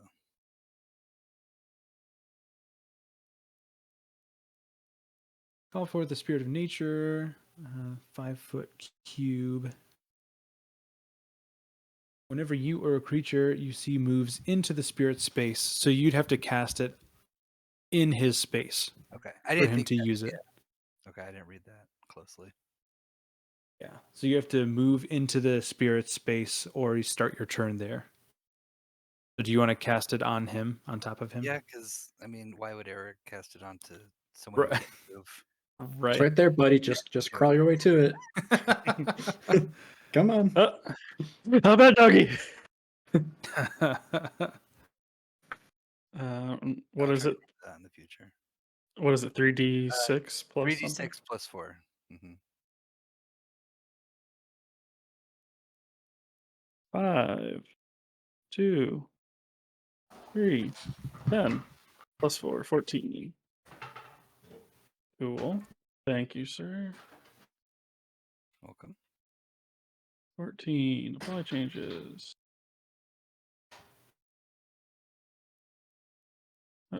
Okay. Now get out of that. What is going on? Okay. So I'm back up. I still have bless. Okay. Oh, right. He's not there. How? Oh, Sorry, Rihanna needed no, you're another good. bottle. How rough does this doggy look? It's definitely bruised. You can see several lacerations across its side. Still going though. And it's outside of this circle, right? It is. It's kind of like half in, half out. It doesn't seem to be affected by it though. Okay. Fuck it. I'll just try poisoning it again. Okay. Constitution save. That one I think is going to fail. That is a 14. Yes. So that's 3d12.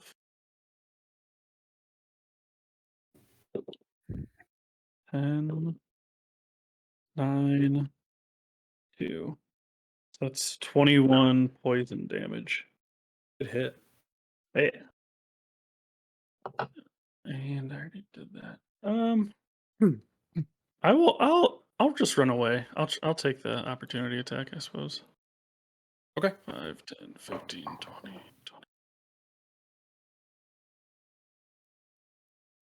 Yep. The attack of opportunity is a 19 to hit.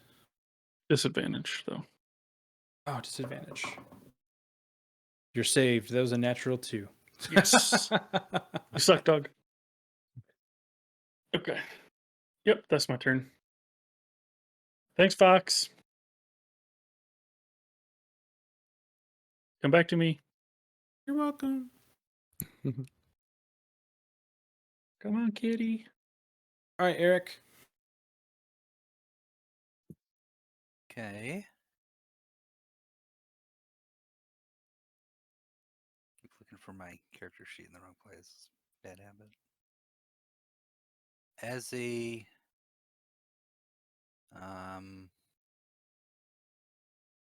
by the end of my turn, I want to hold a bonus action to move my fox towards Brackle again.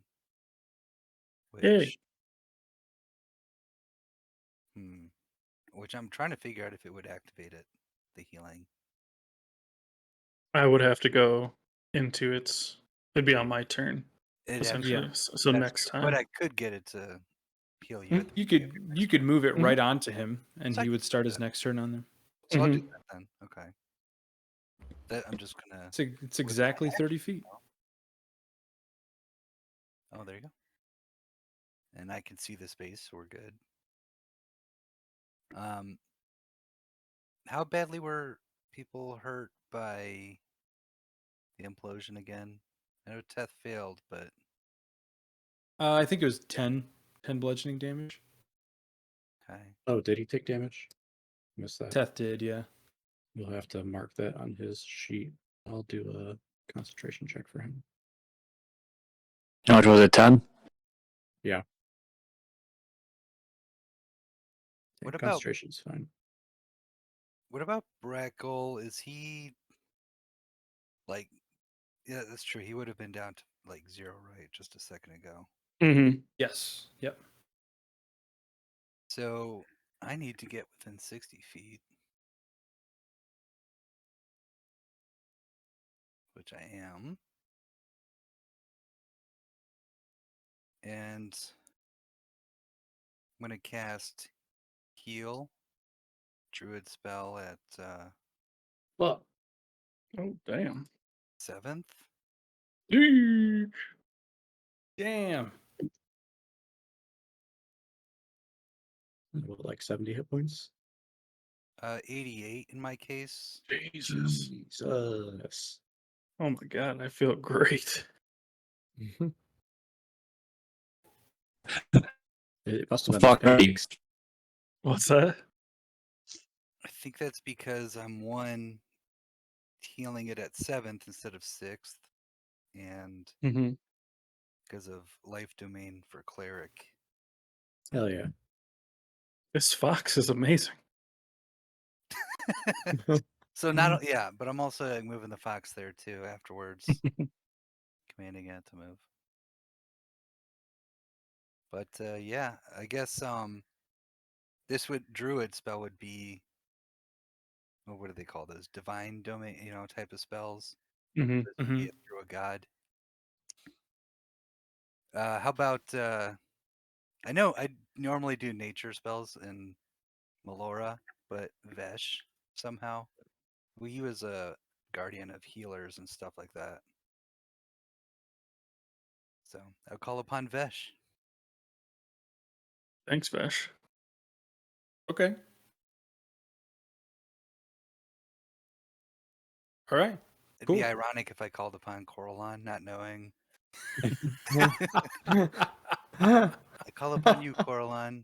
Just nothing Savior, happens. Amazing. Savior artist, the bard, Brackle. But I won't. I'll use Vesh. Yeah, great. Brackle feels awesome. That's my turn. Billy, you just have to mark off a prayer bead use for bless. And you are concentrating on bless. Did he do a Uh, concentration check for? Yeah, the concentration was fine. Cool. I don't have bless on my necklace, but that's okay. Sure you do. No, it's the necklace is dumb. It adds every spell that's available as opposed to like picking ones. Well, But don't worry. we It can didn't just help say anybody, it. so it doesn't matter. Well, use the spell slot then. I'll just do a spell slot, even though I don't have bless on it ready either. But I'm gonna use a spell slot to show that it was done. All is kosher, right, Barlos? Yes. He's like, yes. Now I need to attend to my child. Did I miss anything? This fucker is still here. Yep. Dogs. Mhm. The dog's there. The Just dude. the dog. The dude Yeah. died. Donovan recapped entirety of chapter 2 up to this point. It's pretty It's true. impressive. Oh, Jesus. So there's a dog.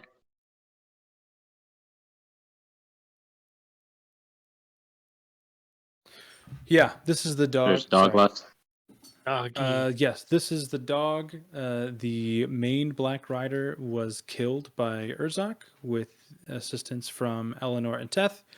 He created a sinkhole when he died and sucked Eleanor down into the ground with him. She anywhere in sight, or is it like the ground closed up? The ground closed up behind them. She is in the earth. Or so it seemed. Mm. And this just happened? Within the last 6 seconds. You are also prone, by the way. Okay. Sorry, I'm rereading a feature.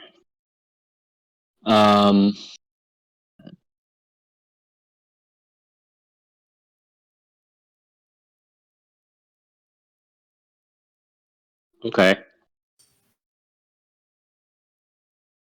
Was there any indication how big the hole was, or was it just so quick? It's just like, oh, now she's gone. It was like a shadowy It was- portal, I think. Not Yeah, really, it was just in his space, so 4 feet in diameter, maybe. Oh boy. I don't like that for Eleanor. Can I? So I have a Channel Divinity DM. It's called Nature's Wrath, and You use an action. You cause spectral vines to spring up and reach for a creature. But the problem is I need to see it, so that doesn't do anything. Never mind. I'm a fucking idiot.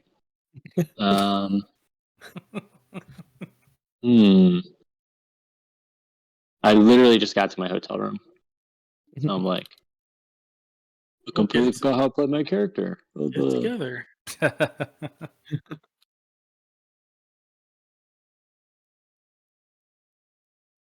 Okay, well, there's nothing I can do about that. I'm just gonna go bonk the dog. I have to stand up. Well, fuck, god damn it. Can't bonk the dog. But stand up, use 15 feet. Everybody up. Brackle got healed. Mm-hmm. Yes, everybody's up. Silgath is about 15 feet in the air, so you can pass through his space.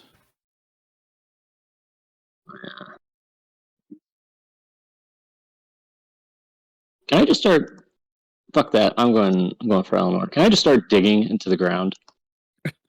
Yeah. Grab my fucking. Don't have anything useful.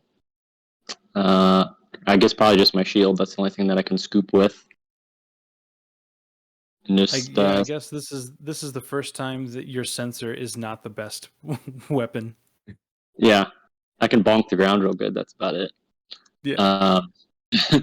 So yeah, I just grab my start scooping. Maybe I can at least see if she's like, find a part of her. Oof. As yeah. I don't know the digging. I know the digging rules in D&D are ridiculous. Like it takes a day to dig a hole or something like that. oh, dude, I have no idea how they work. We looked into it when when Des wanted to bury Gundren or whatever his name was a long time ago, and then we burned him instead. Yeah, never mind. We don't have 24 hours for you.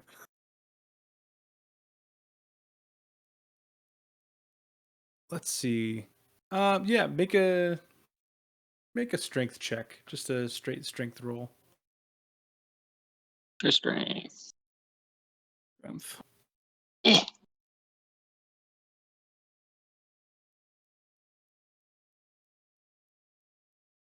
Does Bless work for those, or is it just skill checks? Imaginary Bless. Never mind. I think we just talked about that, right? Was that blessed that we were just thinking about? Yeah, Because it's ability checks. It's just for saving saves? throws. Yeah, saves and attacks. Oh, sorry, I'm thinking of fucking guidance. Yep. Oh, god hell. Oh, god damn it. God damn it. Fucking laptop. God damn, Texas internet. 15. Yeah, I'll let you start digging down into the dirt. It's like sandy, packed sand. So you can dig recklessly a couple feet down. You do not find anything. Great. Cool. I'm just gonna point an angry finger at that dog, and that's it. Hey, you. You fucker. Stop just, that. hey, get the fuck out of here. But not really. That's all. Warwick is going to... He's going to be in the same boat as Teth. He can't make it to the dog without going inside of the smoke. So he's just going to take his movement and end up here, just like outside of the bubble, underneath Silgath.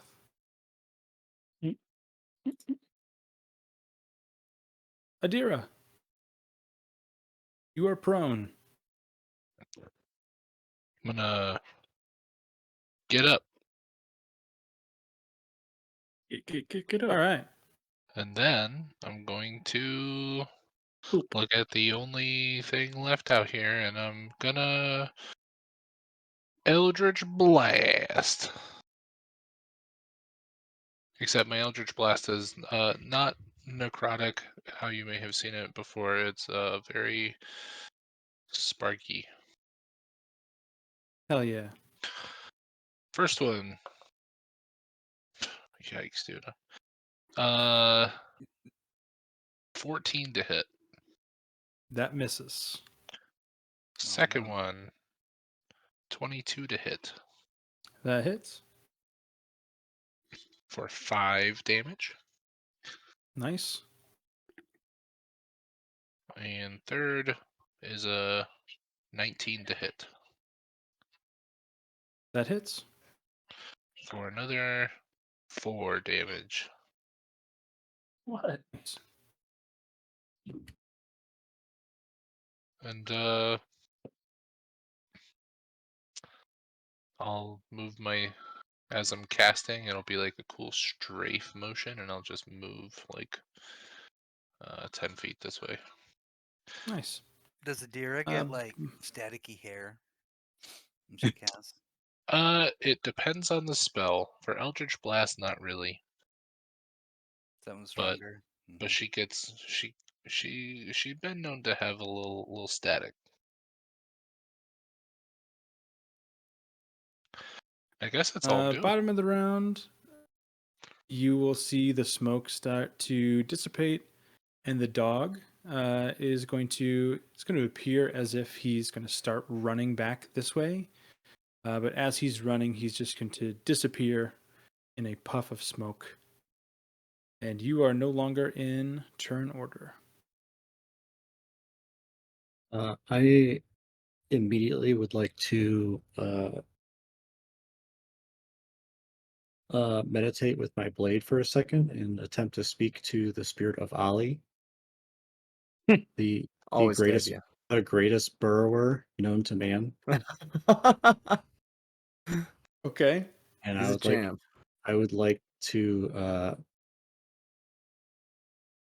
beseech him for his aid to help me dig in this moment. Okay. So what what are you where are you putting his soul? It's on the sword. Right. He's just trying to communicate with it right now. Yeah, okay.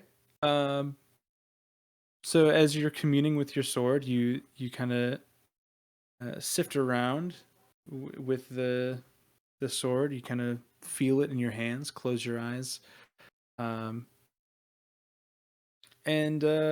eventually you hear a small response. Hello?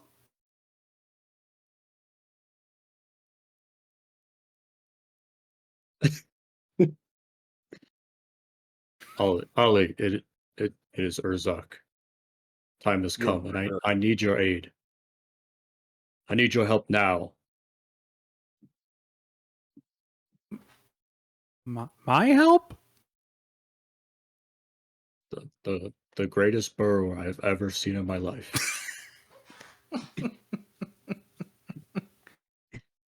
I need your skill and your strength. Make a. What do I want you to make? Let's see. I want you.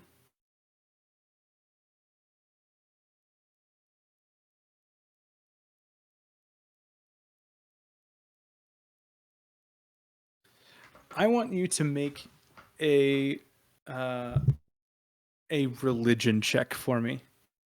Okay. Ali has spent a lot of time in your sword, and he now, being of draconic descent, albeit manufactured, he knows the connection that you have with the dragon god Lendis, and he is attuned to that following in the days that he has spent inside of the sword of Lendis. A natural 19 for a 27. With a with a 27, as you say, I need your help right now. And he says, "My help," and you say, "You're the greatest burrower I've ever seen." Those are just the words he was looking for because he never got that affirmation from Wraith. And you see a giant spectral Draco Lich burst out of your sword, right out of the tip. And Ollie just like spins like Genie from Aladdin style, just like. And he's like, where did you need burrowed? I'm just gonna point toward Teth is already scraping.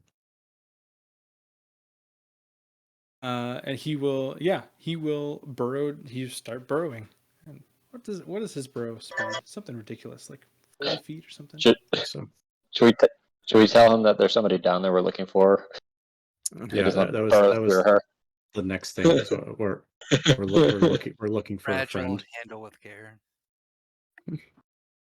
Oh, He has a that's- burrow speed of 30 feet. 30 feet. Jesus can- Christ. I can send a message down within So- 120 feet. Yeah, Ollie just starts burrowing down.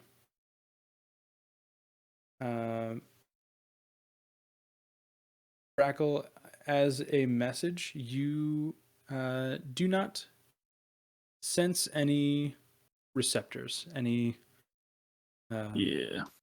any viable thing that can receive a message. I kind of felt that coming.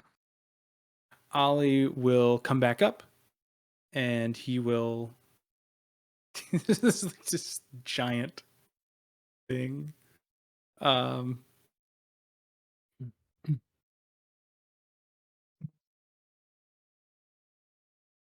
And he'll burst back up, and he'll say, "I didn't find anything. It was pretty dirty down there."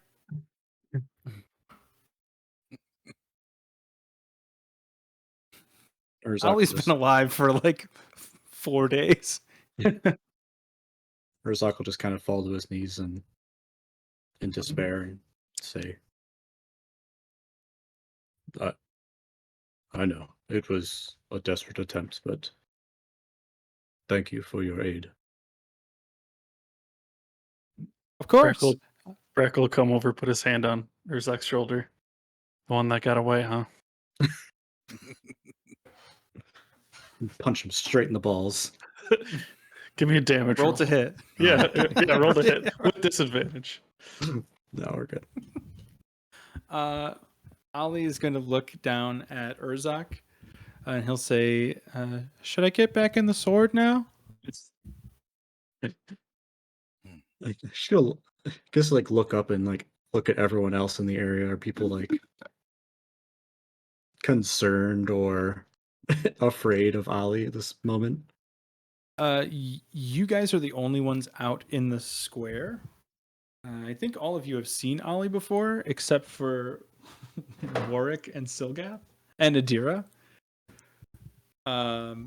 Warwick is concerned because he's right there, but he's also speaking common down to Urzak. So I think anything that they would have felt is kind of quelled now. He also sounds like a fucking nerd. So Sure does. Listen, there is one place an undead Draco Lich was welcome. Beatmere. City of Undead. Yeah. Can I just do a quick divine sense, just to cover everything? So anything within, Sure can. plus a person just arrived that I don't know who they are.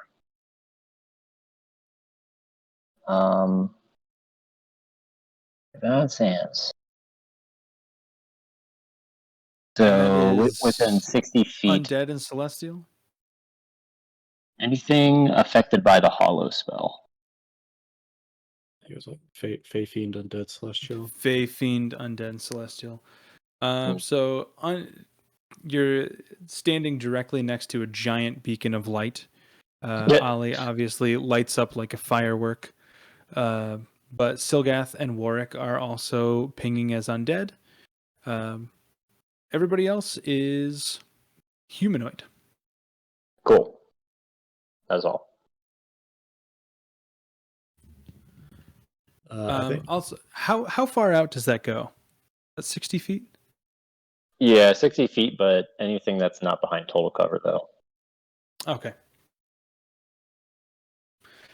I was gonna say you would sense people in Bell's workshop if you could sense that far, but you cannot. yeah, I guess Urzak would kind of sit in the sand. Haste is gonna fall, so he's exhausted. And he's just gonna clutch Eleanor's ring and then respond to Ollie. Just say, "Well, at your leisure, my friend. Might as well enjoy the fresh air while you have it." And he'll kind of look around. He'll say, "It smells good here. I think I might just stay out here if that's okay with you." Just give a nod of acknowledgement. And he'll say, "Oh wow!" and then launch up into the air. Just start flying around in the sky. Do I still feel a bond with him through the sword? Yeah, I think that a piece of him stuck around. I would just try to reach out when he takes off and say, "Let us know if you see any more danger out there." Of course, friend. Thanks for being so kind to me. Like flash forward 4 days ago, and you're like stabbing Yeah. him ruthlessly in the back. Yeah. He's reformed now. Yeah.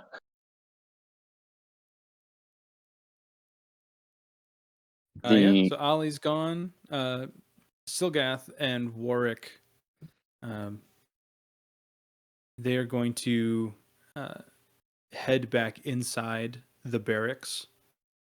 Because all of these construct bodies are still in there, so they're going to. Do they need healing before? So I only have a minute on concentration for healing spirit, and we have 5 minutes. Yeah, Silgath will run through it once. He got hit once, and then Warwick, just to top himself off, will run through it. So they'll both take some healing. So 3 other charges. You should have 10 charges My if it's a minute. spellcasting ability modifier is only I think that the spell has charge limits, not a it's one. time. It's one Oh, plus okay. your ability modifier spellcasting. Gotcha. So that's why it's 6. Is that 3d6? You said Word. 3d6 plus 4. plus 4. Urzak will Nice, not bad at all. Urzak will take a hit if no one Okay. else needs it. I'm full. How about Teth? Teth is bloodied. Oh, do you want the last 2 for? Uh, Is it Adira's okay, right? I don't think no. Adira. Yeah, Adira did not take. Adira took 10 bludgeoning damage. But I So mean, Teth is in worse shape than yeah, Adira. let's give 2 to Teth if everyone's okay with that. Mm-hmm. if you don't mind, Eric, I would appreciate it. Just to go back to this implosion real quick. So, the rider died, right? Or did he just The implode? rider died. He died Turned into and a sunk into the puddle. ground. And it was like the ground was eroding beneath him, and he just eroded away with the ground.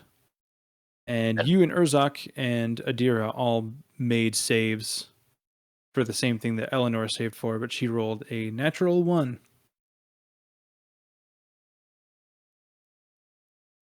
Okay. That'll happen.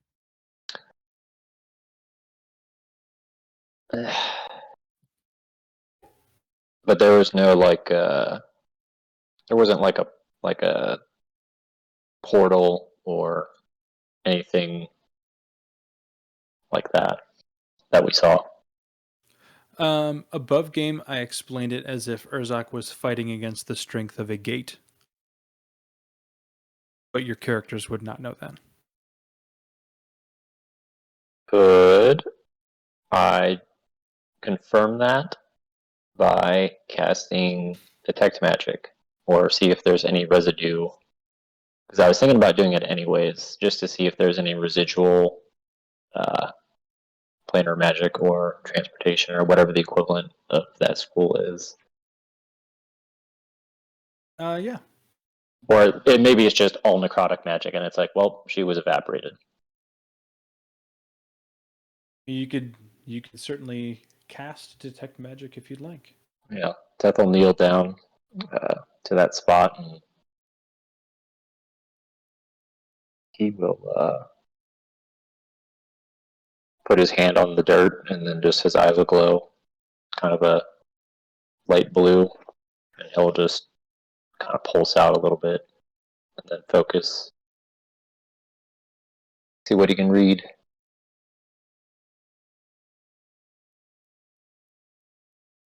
Yeah, so casting Detect Magic, immediately the entire area is still glowing a faint blue, bluish purple. The divination magic is still strong. That's what you sense the most. But you also get quite a bit of conjuration magic as well. Remnants of the incendiary cloud that the Black Rider cast on you all before, and there is a bit of conjuration residue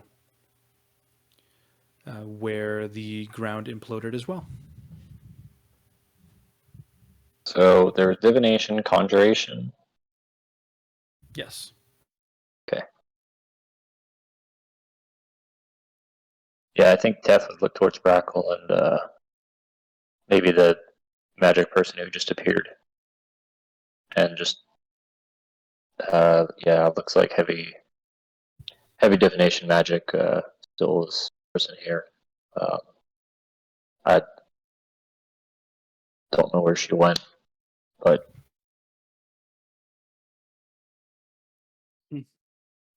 Well, probably can't do anything about it, unfortunately. Counterspell. yeah. 2 minutes later.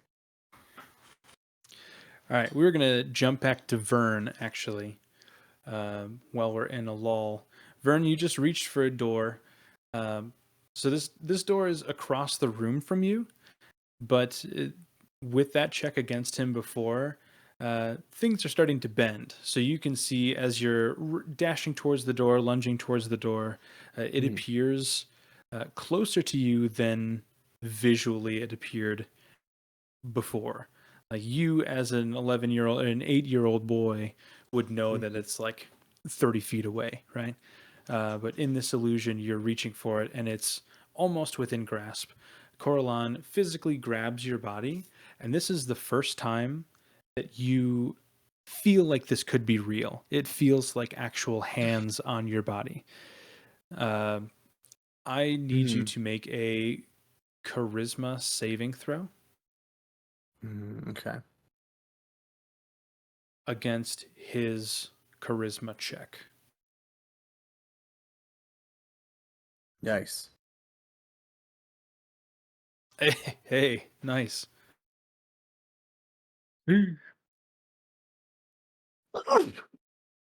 Bless Thank you.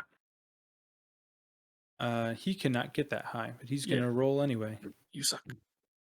Very cool. Yeah, so he goes to grab you. You feel physical hands on your body, but you almost just phase through his hands as he goes to grab you. You just kind of fall forward out of his grasp, and you are able to grab onto the door frame of the door and launch yourself through with a natural 20. you are able to Awesome. get through there. The door opens out to your old street. You are on the second story of your house.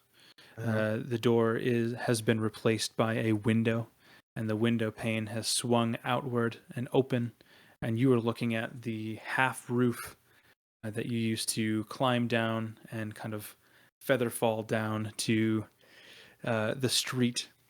So you are now on the roof of your house, like the second story roof of your house.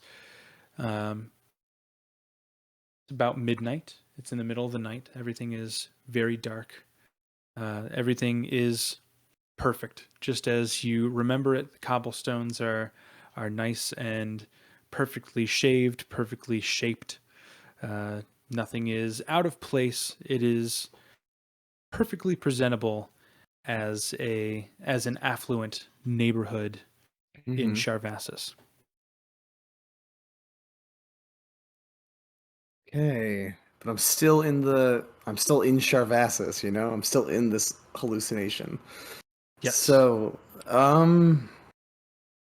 what to do? Kill yourself. Well, now that I'm away from Coralon, You just kill yourself. But it's like I mean, I could- Inception. I mean, you almost I'd had rather that not. conclusion last session. The heart with the arrow through it. Yeah, that's true. I don't really want to. I don't know. Okay. Mm, pussy. I'll go to the edge of the roof, and I just want to go, Beth. You don't hear anything back. Okay. I close my mouth, and in my head I go, Beth. And I say her name. Make a persuasion check. I think it's always just +10, isn't it? Yeah. Come on, let's get a roll like that again. Ooh, when do I have to choose? I mean, I have that extra D8 to roll. By the that's your roll. I'm just gonna go for it then. There we go. Oh my God. Trent is the new god. Yeah. with a 29, Vern, as you are thinking about Beth, or you think Beth, you notice down on the street It's a giant doily waiting for me. like a trampoline, a doily Flying carpet doily. You notice down on the street a figure in all black, with white hair showing. You would recognize this figure as a person that you met inside the bunker. This is 100% Gael. Oh, interesting.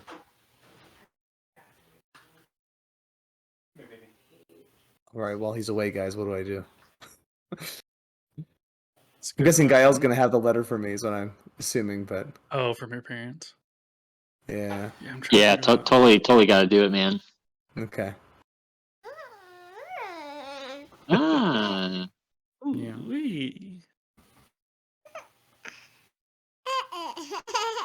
You're supposed to be asleep, my friend. You're supposed to be asleep. But I'm not. That baby's very much not asleep. No. Here's the thing. I'm not. Right. I will carefully descend from the roof down quickly to where Gael is. Okay. And he'll say, he is speaking to you. You can hear his voice, but his mouth is not moving. You see him kind of stop short of where you are, and he's just going to turn towards your house and watch your house. He's just looking at your house. Gael. But you can hear his voice. Hi, baby. And he'll say, Vern. Vern, do you trust me? I'm just thinking of the scene from Aladdin now. I go, yes, and I reach my hand out shyly.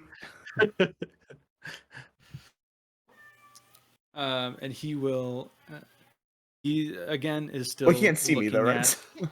He's not looking at you. He's looking at the house. Mm-hmm. But as you touch him, you start to. The street lights almost like peel down, and kind of just like a plant that's withering. They peel away. The flower beds, the flower boxes that line the houses on the street, start folding up and crumpling up. The walls, almost as if you're in a textured box that is textured to be an outdoor street. The walls start kind of breaking down and falling down around you. And where you are touching Gael's shoulder, your hand, you are now laying on the ground in the forest, touching Beth's shoulder, and you are awake. Damn, Oh. nice job. Very nice. Yeah. Okay. Very good. Do you want to cut away from me at that point that I've woken up, or I'll wait till he's done? Go back with Mama. Once I'm done, I'm going to come in and take over with you, okay?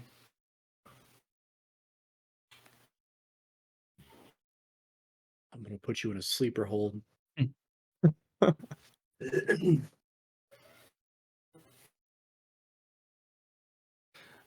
Yeah, so you are awake, and Beth will she'll look down at you, and she'll notice that you're looking at her, and it's like an actual visual connection between the two of you. She'll say, and she'll kind of shout out to everybody else. She'll say, "He's awake! He's up! Everyone!"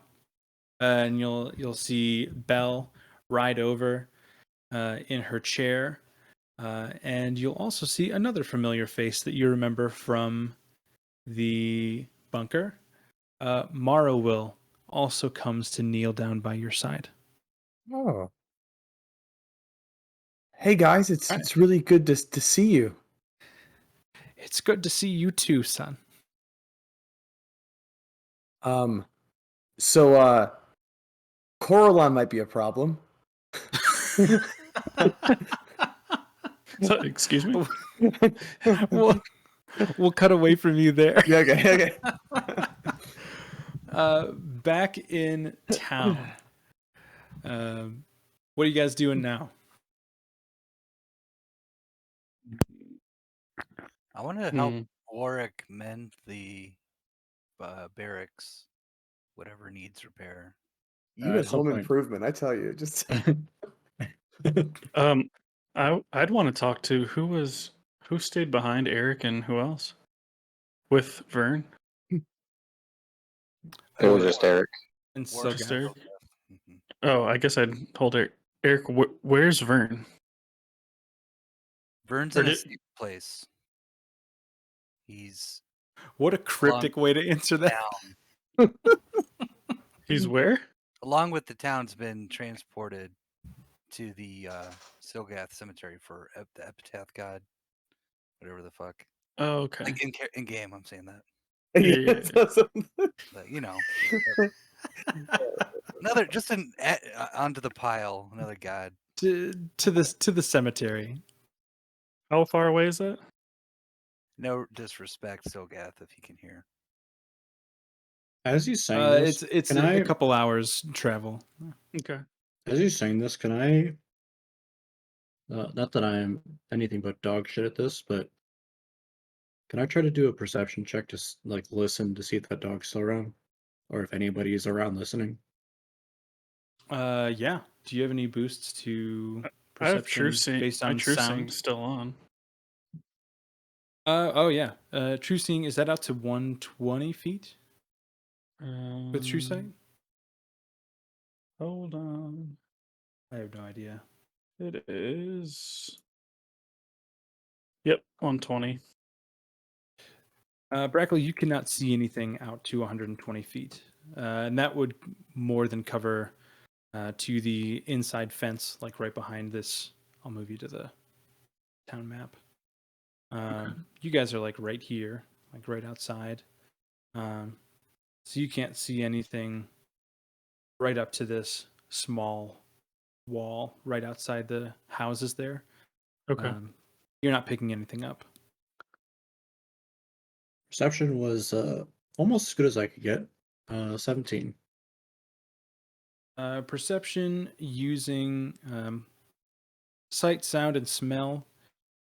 You can definitely pick up on the direction that the dog went. You know that the dog ran up north. You could assume that he ran in between these two houses or around that area. You would be pretty sure that the dog is no longer in the vicinity.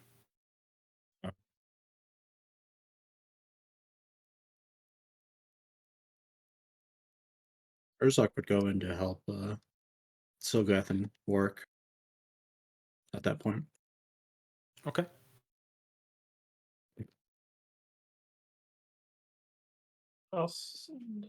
What did? Can somebody remind me of what Des said when he came and saw us outside of the walls before we went back? Oh, I talked to Billy about this a couple Okay. days ago. I totally forgot to say what Des did because obviously he's not here, but he was with you guys outside of the wall. Yeah. He went back out to the east to rendezvous with Flynn because they had fought the constructs out there. So he was just going back to meet up with him and make sure that everything was good. So he should be coming back in from the east sometime soon. Okay. With Flynn. Last question for me before other people go. Going with this, I don't know what type of check you want me to do.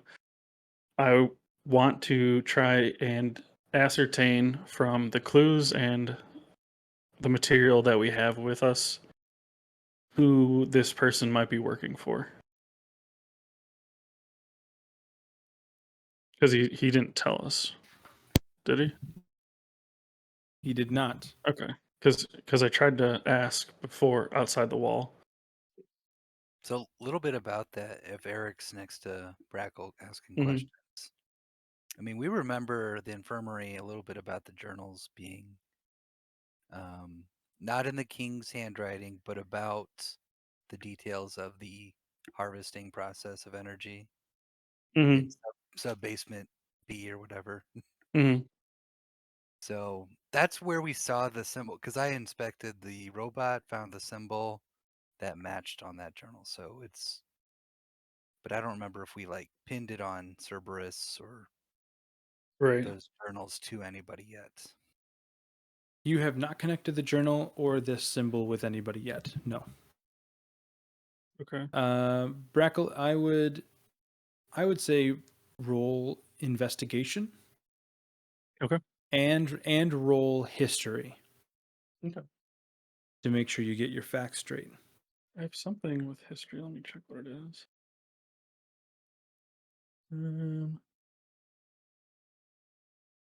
What is it? It's like gray, and I can't remember why.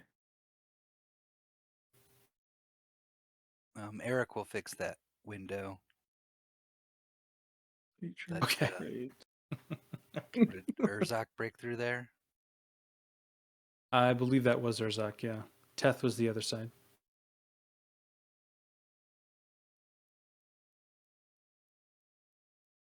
If you guys didn't watch when Billy and I played, that was pretty fun watching Billy prep the room as Warwick History first. for an invasion.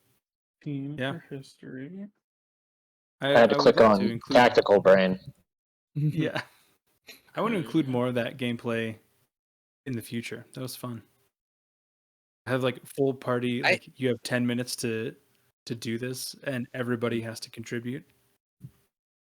With a 16 history, obviously with Eric's help, you connect the two symbols.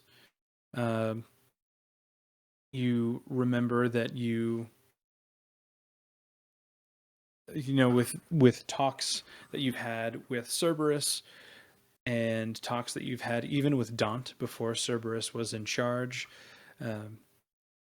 different layouts that you would be planning for armies and different walkthroughs of areas in the country that you would be privy to, that would help to inform your investigation of the facts that you have at hand.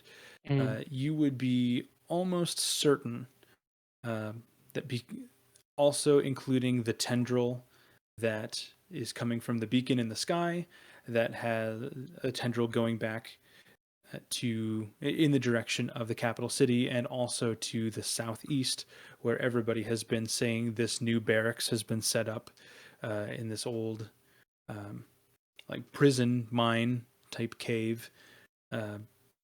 You would be able to deduce, I would say you're like 75% sure that whoever is sending these people are directly related to Cerberus because of the time frame after his address.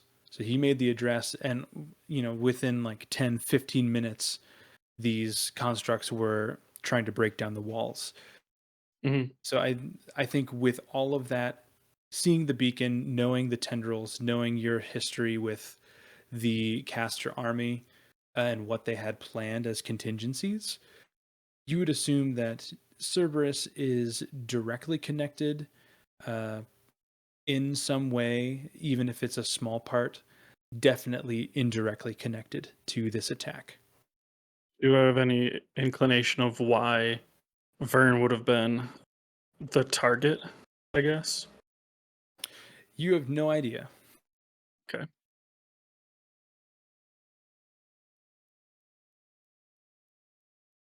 As those two are piecing that together, can Teth just kind of peek over and look at that symbol that they're comparing and see if that rings a bell with anything with him? I'm not even gonna have you roll for that. As you gaze over, you with Eric's description, and you've already seen the journal. You don't even need to see it. Just based on his brief description alone, you know exactly what that symbol is. That's Do I weird. recognize that symbol? You do not. Cool. Actually, you might roll history. You might, just because of what we set up for you returning today. Normally I Oof. would say no, but Well, I have a -1 history, but I rolled a 19, so 18. with an 18 you would have offhand seen that before, but you can't place where. Can't place where. Okay. Familiar vaguely. Teth, immediate, you know immediately. And you know exactly how much information you know about it. Well, I do recognize the symbol, but I don't know. Yeah, Teth will start to think for a second.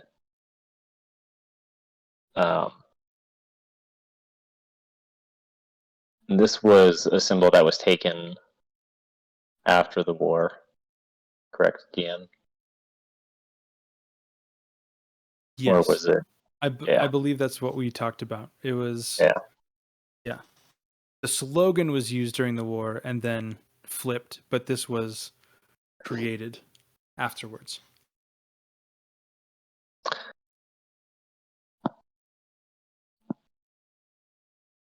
And how long has it been since I've been in contact with anybody? Probably a few years at least, or recent. I don't know. How long has it been? I think there would be an intent to make regular checkups, almost like reporting in, so to speak, or just seeing how things are. Because it's not like it's not like, oh, you need to come and report in every 3 months. It's just like, oh, hey, how are things going? How's this? How's that?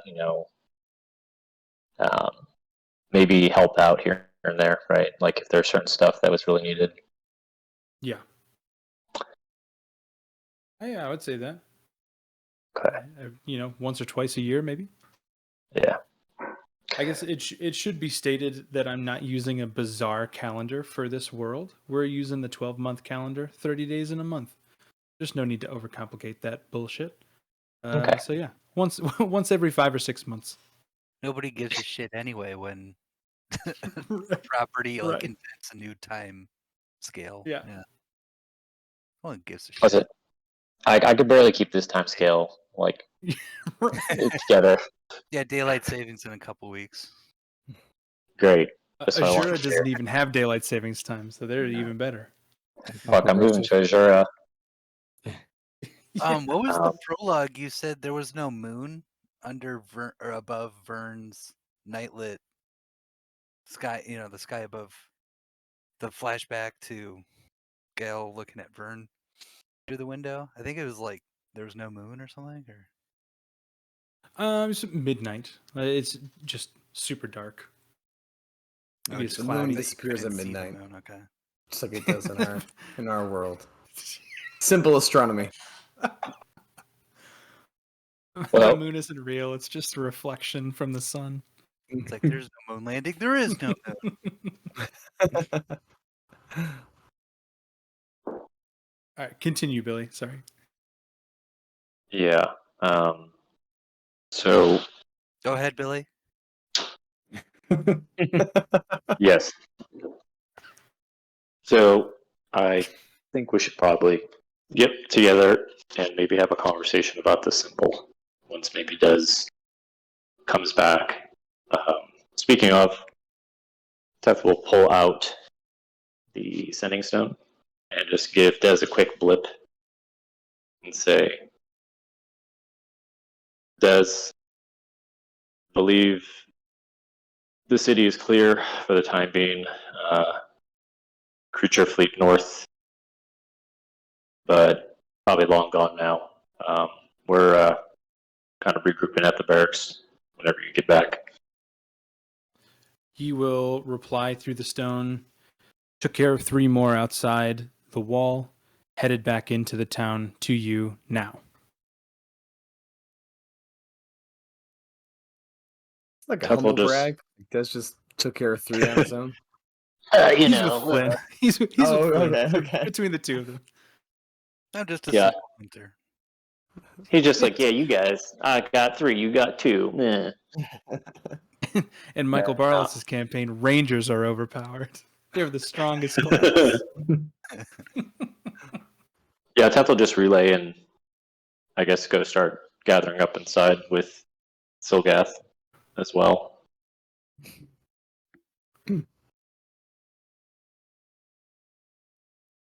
Nobody's talked to Adira yet. I think that's so weird. Fuck her. Oh, sorry. I forgot there's another character here. I'm just watching from a distance cautiously at everything that's happening. Now that you said it, Teth is 100% the closest person to Adira.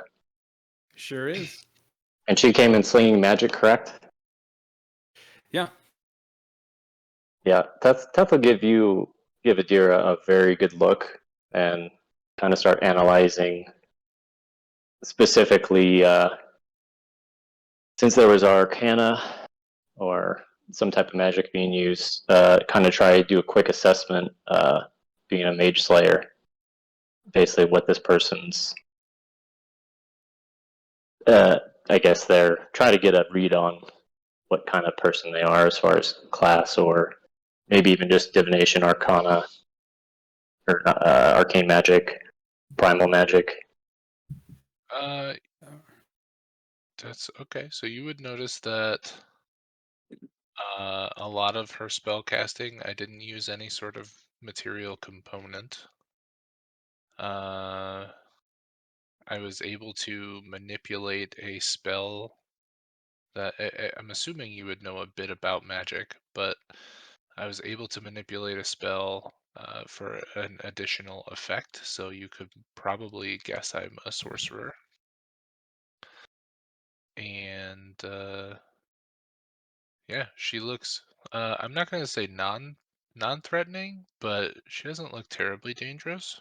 But like, she got some pretty nice armor. She's got a very nice shield, and looks like she could probably put the hurt if she needed to.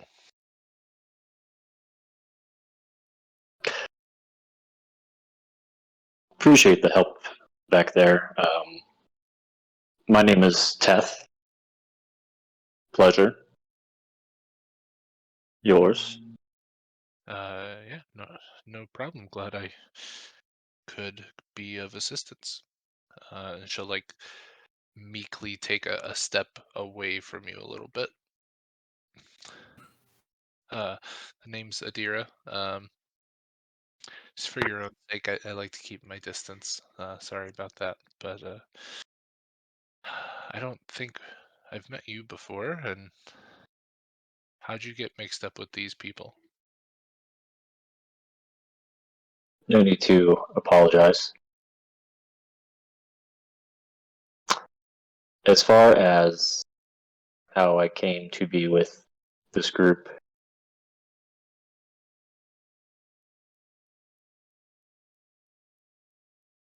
I guess I got lucky and ended up here. Capital. When the king died, there was a lot of us, and we were forced into certain circumstances.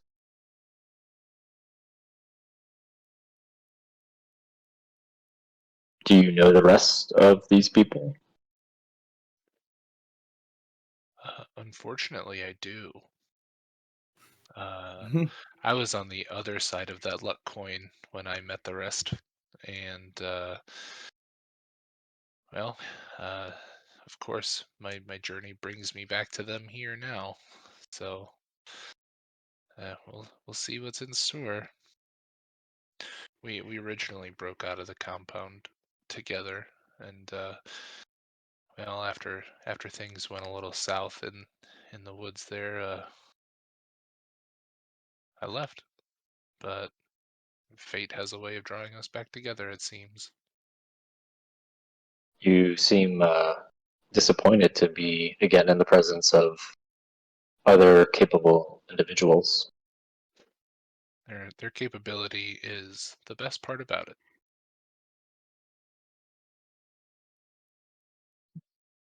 Are they not like funny enough for you, or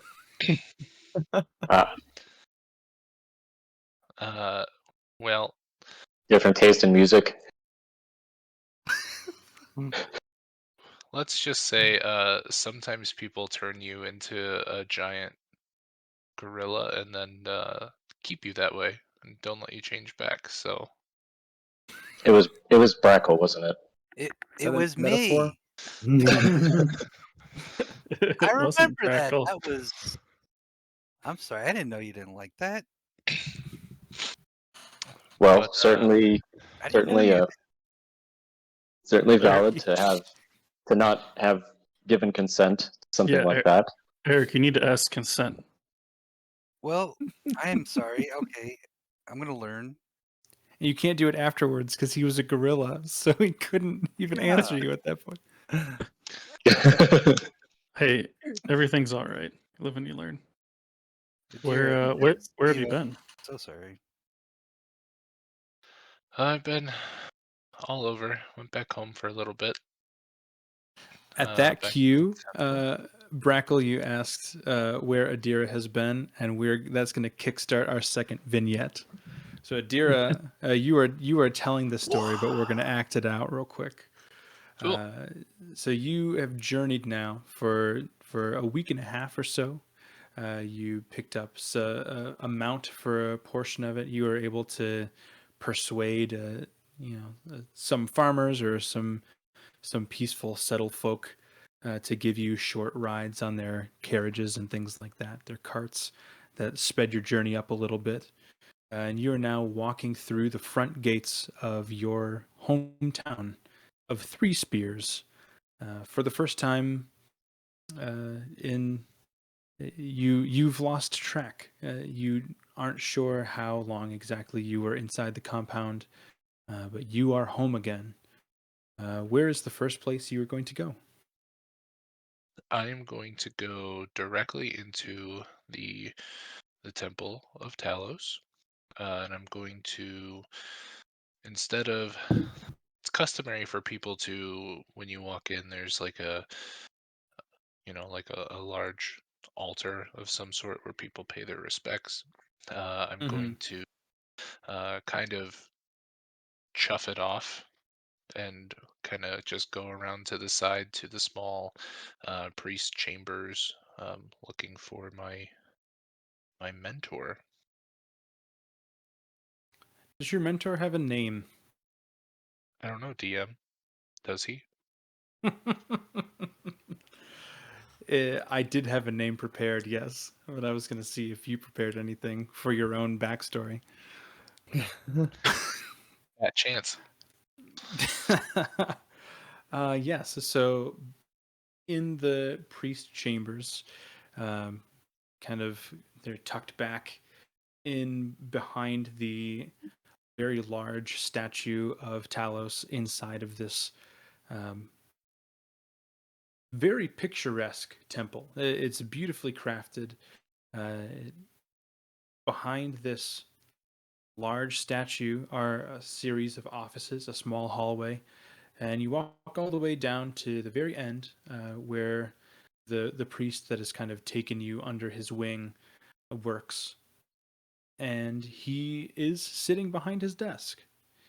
And you walk in and you lay eyes on your mentor, Ezekiel, for the first time in some time. I'm gonna just kind of breathe out a big sigh and say, I think we're long overdue for a talk. He'll look up at you and I don't know if this is going to work. I didn't have him loaded into Roll20. I forgot to do that today. I just have a picture of him floating on my desktop. Does that work? There you go. That's Ezekiel.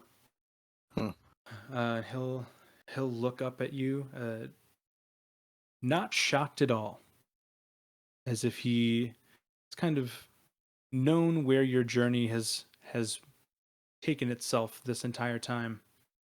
He'll say, I suppose so. I've been expecting you.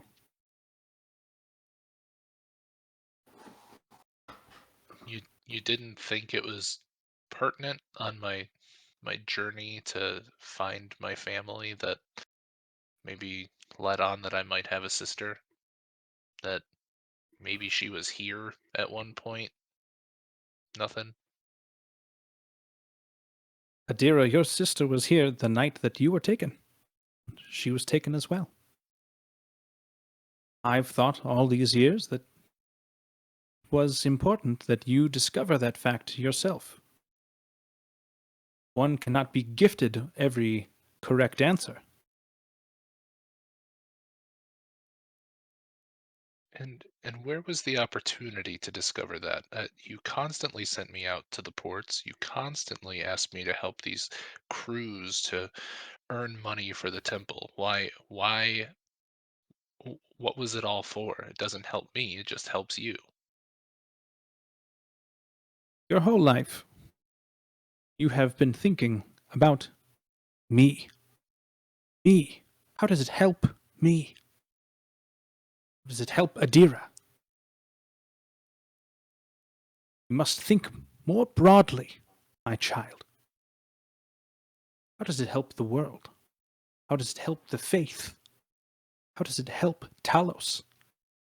In return for all that he's given us, the weather, the skies, the sun, Yeah. the All that rains. he's given us, everything he's done for us, that's just great. I love that. What about the things he's taken from us? The things he's taken from me? What has he taken from you, my child? My life. Everything that I do is in service to him, and for what? He sure maybe gave me this power, but uh, why? For what purpose? And I I can't even figure out what to do with it. It's like I'm sold as a tool. If you have not found the purpose for your abilities, it means your journey is still very much close to its beginning.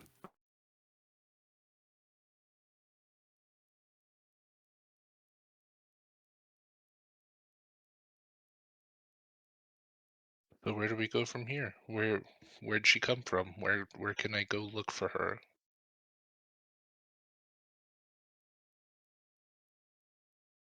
Where did you see her go?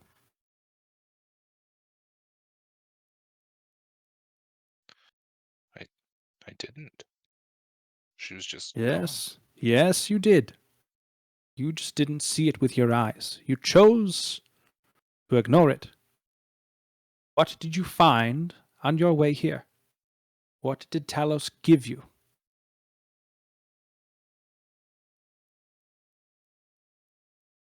I'll pull out this book cover. Oh, a book? He gave you the book. Adira, The book's you're missing, ignoring. Yes, of course the book is missing. Doesn't matter what was inside of the book. Written on the inside cover. You've not made it to those coordinates yet. Why are you saying that our Lord Talos doesn't give you anything? And the answer to your destination is right in front of you.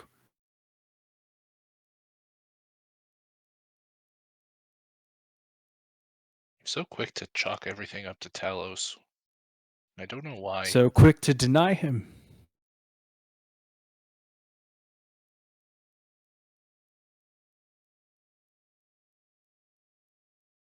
Adira, if you don't suppose you'd want to explore these coordinates,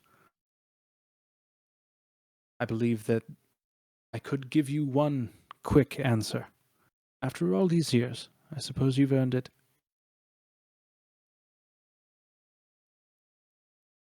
You spend so much time focusing on yourself, focusing on things that can explain your power, explain the domination that Talos has over you.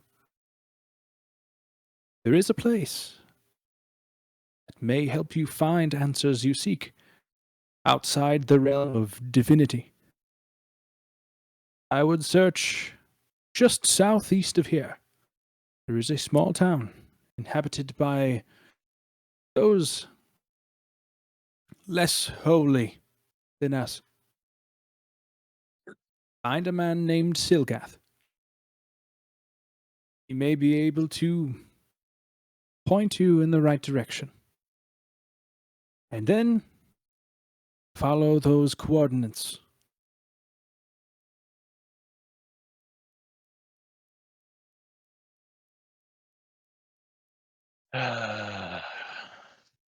Yeah, okay. Just we'll see. We'll see what happens.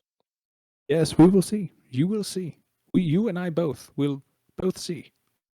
We'll be seeing.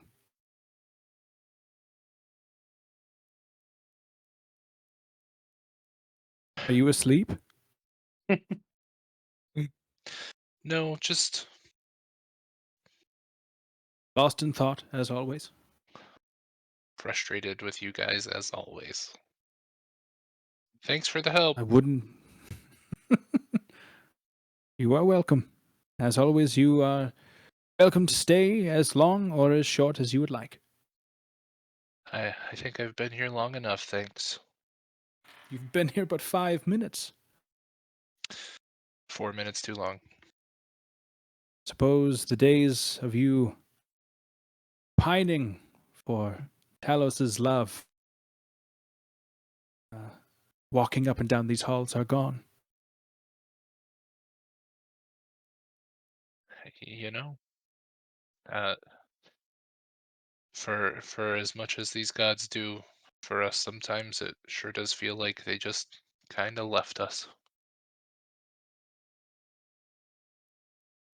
I've been seeking him all my life, and not so sure I want to anymore.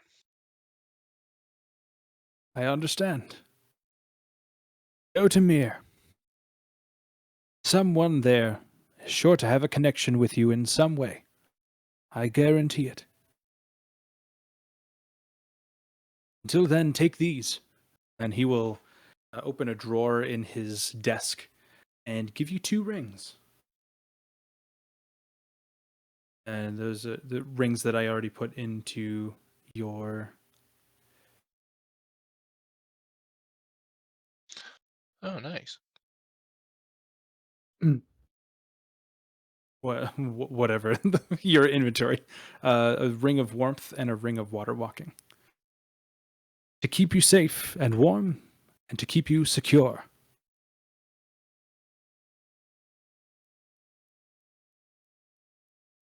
Well, maybe there are some blessings on this day. Thank you. Maybe so. Please be safe, Adira. I am always here for you, should you need it. Got any horses?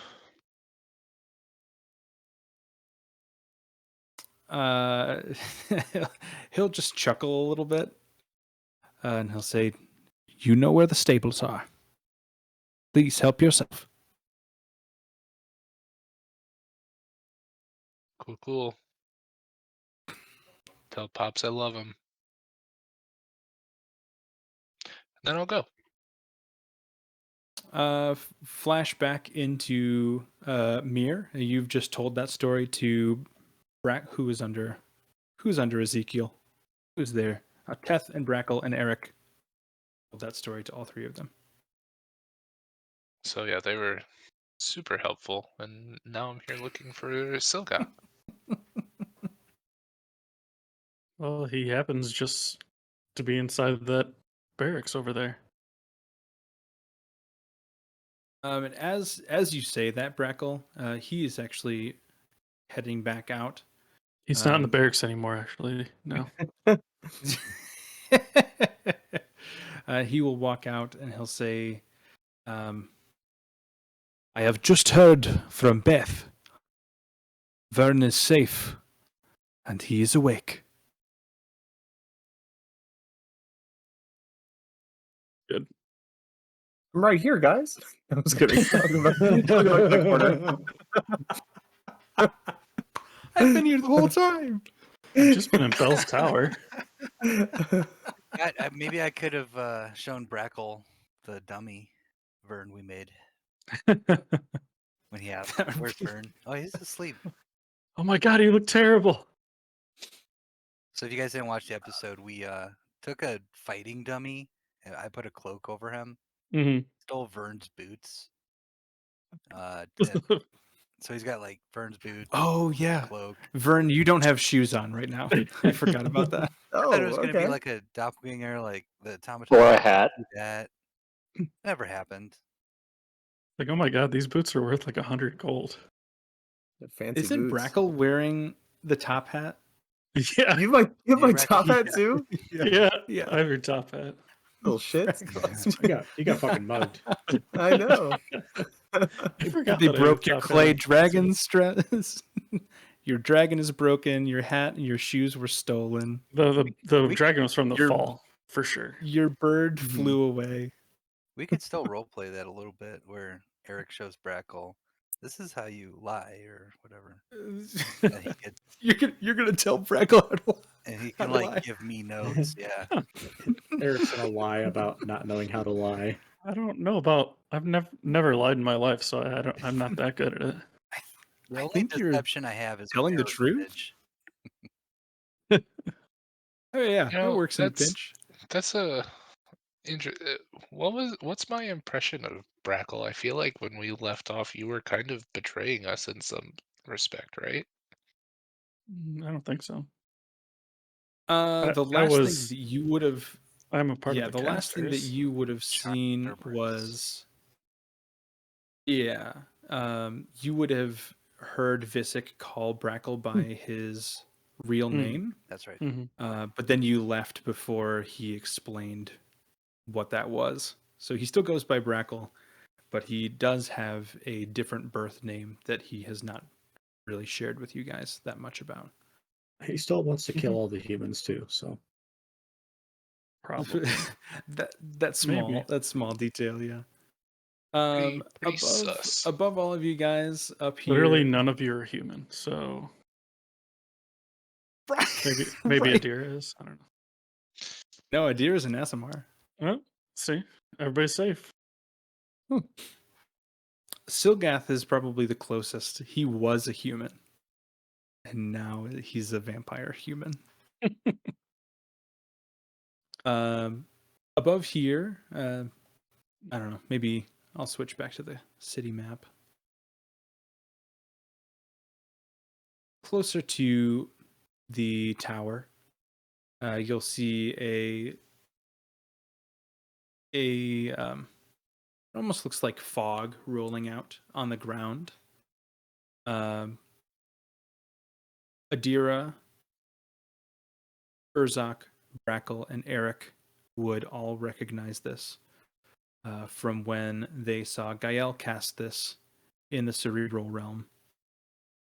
Vern, you're taking your first trip through the cerebral realm, guided by Beth and Belle, along with all the other vampires. So it's a troop of like 22 vampires and Vern Me. just walking through the cerebral realm with no shoes on. And all of you wind up right up here, right outside the door to the observation tower, and you are all reunited. Vern, you are able to rejoin the party if you would like. Can I rejoin my hat and boots? You can certainly try to get them back. Okay. Burn. Thank God you're safe. Yeah, it's great to see you guys. I use my grappler hook to grab the hat off Brackle's head. You're gonna have to like ask. Is that all? Is that still up there? Shit. It's okay. I know you're just keeping it safe for me, Brackle. I appreciate that. You're welcome, of course. My favorite sous chef. Vern, are you feeling okay? Yeah, I feel much better now that I'm reunited with you guys and out of that trippy dream I was having. As you say that, Beth is going to walk in, screaming, "Lie of omission! He is not feeling good. He told me all about it." I forgot about Beth's quirk. Yeah, guys, not feeling so great. We have a Tell them. Beth's Yeah, still in your second life. You haven't figured out social cues yet. I don't need social cues when I can tell when everyone's lying. Also, who's this? It's part of Pointing to social Adira. IQ. For context, Adira, Beth is like a 94-year-old woman who chose to take her second life at the age of 94. So she is forever super old. She can also manipulate bodily function and blood pressure. So she can always tell when anyone is lying, anyone that has blood. I'm going to scream at Beth. Beth, this is your granddaughter. Don't you remember? And she'll say, "Shut up, Brackle. I know when you're lying, and you know that I know." Makes it more fun. And she'll actually soften for a bit when you say that, and she'll kind of be like, "Eh." Beth is warming to Breckle a little bit. Just takes a while. Eric would step forward actually to tell Beth, and I don't think we've told Silgath some of the plots of the casters. I'm gonna have you hold on that because Beth interrupted Vern as he was about to talk about his dream. So I'm gonna do that first, but we can put a pin in and write that down somewhere. Mm-hmm. I'll write that down on the.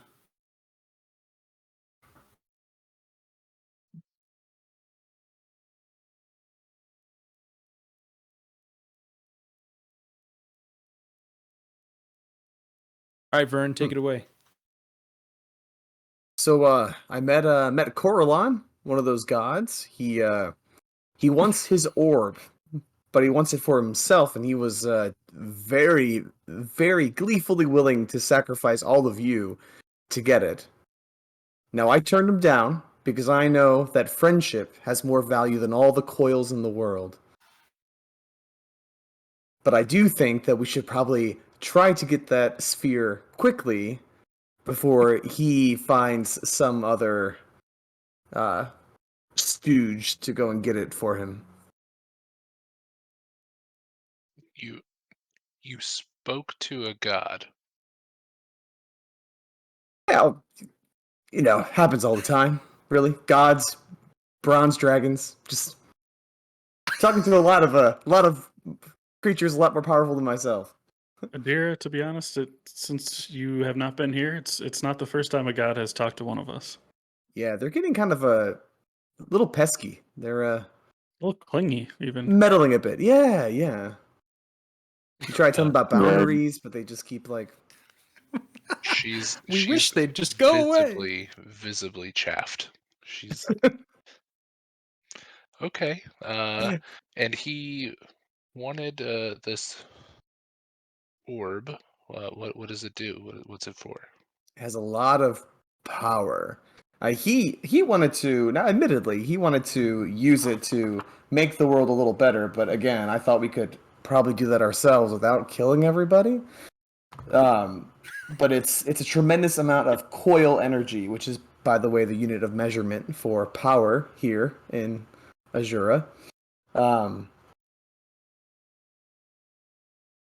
But of course, I think that our motivations are a little more pure since we're going to collect all these things and help people get back home to their friends and families. Right, guys? Urzok's going to approach Fern and rest his hand on your shoulder. And he's going to say, that speaking of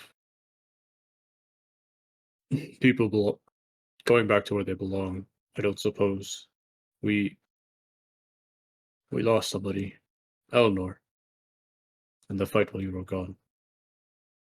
I don't suppose could glean where she might have been taken to by this god. Oh, the god took her. The god seemed pretty busy with me, in my parents' house. I will say from experience that gods have the power to divide their attention multiple places at once. And either, even if he was not directly involved, it sounds like his servants were Yeah. the ones combating us. Well, I still don't fully understand why I was the one that he wanted to use to fetch the orb, except maybe he thought that I was, I don't know, gullible, a little too trusting. Not that this is a good roll or anything at all, but can I just insight check that? Yeah. Does Vern know why he's being chosen? Natural 1. All right. Neither of you have any idea. All right, what? Well, it seems to as me. you are, Oh, go ahead. as you are having this conversation, Warwick has also come out and he's kind of just observing. Warwick and Silgath are there watching all of this. Silgath appears extremely relieved to see you, Vern. More relief than you've seen him express this whole time, this whole almost 2 days now that you have known him. As you are all having this conversation, you hear a slight grinding sound, like metal grinding against itself from around the corner to the south of the barracks. And stumbling out from around the corner is this guy. He's basically in half. Most of his body has been exploded. He is limping is generous for what he's trying to do. Very slowly making his way over to you guys. He stops right about here. And his helmet, or his head, kind of shifts back. You can see a small oculus, or like a small orb of some sort. And from that orb projects a small illusory man. A man that specifically Urzak and I think Brackle or Urzak. Who questioned the 3 guys in the bar, in the tavern? Ooh. Is it Urzak, Me- Crowbar, and Teth? Urzak, Brackle, Because Crowbar was the 3rd one. Crowbar. Yeah, I was there too. So Urzak, Brackle, and Teth, you would recognize this man. God, what the hell is his name? Something goofy. Like Daniel or something like that. You called him Terry because Terry was one of the names of the guys that was in the bar. Terry. What is this guy? Oh, Terry. That's Terry. Did we make Terry piss or shit his pants? You Oh, did. All 3 of them. Okay. So But- this but- is not Terry. This is not Terry that was in the tavern. Okay. We This had is him who shapeshift. you named Terry. You told Terry to shapeshift into his boss, and this is who he shapeshifted into. But now you see a small illusory vision of this guy, Terry, and he's going to speak middle to you. management with a giant fucking Middle great sword. middle management, Terry. Yeah. And he'll say, "Adventurers, I own Hero Barracks. I have your friend. She's here. Come get her, or I'm going to kill her. Okay? I don't want her here. Goodbye." And cut. And that's where we're going to end the session tonight. Just give her back. I don't. Terry's busy. He's got middle management Terry- stuff to do. Terry? He's got people to micromanage. Yeah, he's got a lot of paperwork to go through. And that's the barracks that Urzak, Brackle, and Teth, I believe, we're running towards. Yes. Okay. Also by the place that's supposed to have the orb, right? Yep. Mm. Or at least a really strong power source. Mm-hmm. A Mhm. really strong power source. It's a hydroelectric plant. Now, how many cells would you say this is worth in power? Coils. Coils. Sorry. It's very comparable to Teth's orb. Worth 16. coils. Approximately 6 to 7 million coils. Oh, That's a Yeah. tremendous amount of coils. Yeah. Into the millions of the coils. I can't even explain how many coils that is to you. Coils out the ass. Well, how did you feel coming back, Fitzgo? Fine. We're gonna Just kill the your answer I was character looking for. tomorrow. I just roll like shit all the time. I get so mad at my dice. Well, just have Trent roll for you. Yeah. I had a pretty good show tonight. He's Yeah. Crushing it. I did decent except for that natural one at the end. I died. did better than Eleanor. Poor That's Eleanor. true. Ellen no more. Hey, It's gonna be harder to dig yourself out of that hole. Wait, is she the friend that they have at the barracks? Mm-hmm. Yeah. Yeah. So Allegedly. really, only Urzak She's likes her. okay. Vern, remember she didn't eat our pancake. Oh yeah, I know. When I heard that Eleanor was gone, I was trying to pretend. I was like, oh no. This is like turning But into Brackle inside, finding a it's- new target to, Arvantis. That's a verb now. to Arvantis, Yeah. someone. Yeah. It's only a matter of time before Brackle transforms into Eleanor, so he can justify killing her too. Ooh, I'm Eleanor. Urzak, stay Oh, away no. from me. Oh,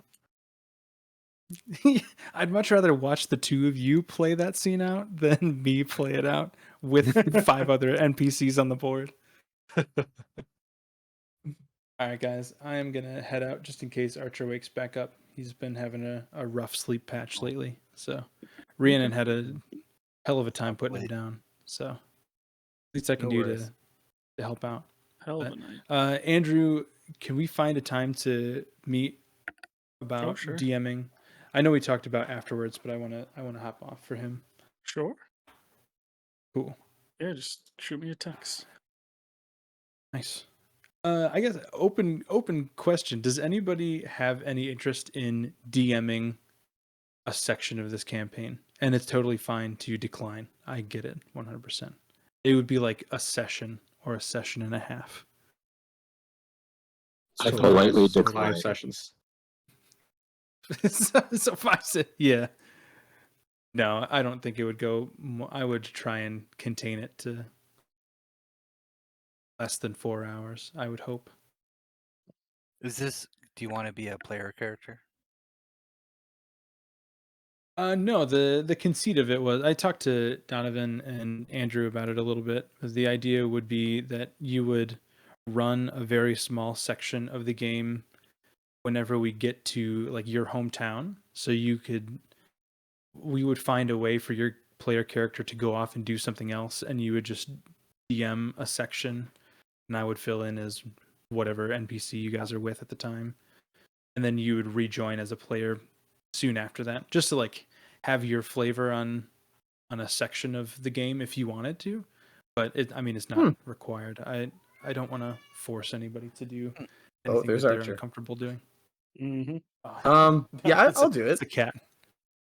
Okay. Yeah, it might have been Okay. Smokey. That could be interesting. Oh, with those yeah, parameters, like a singular session, it'd be my Yeah. first time DMing anything though, so as long as everyone's patient with me. I got some ideas. We'll talk about it. Yeah. Let's shoot me a text, both of you, and we'll talk about it. Again, Mhm. if we talk and you feel like you don't want to after learning more about it, totally fine too.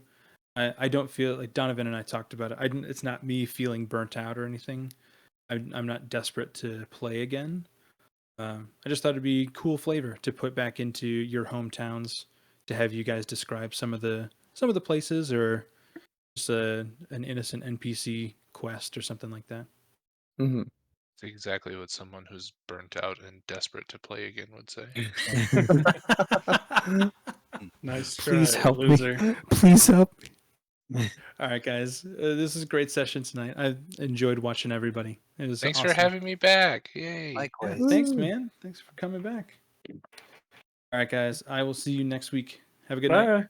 All right, good night. Bye.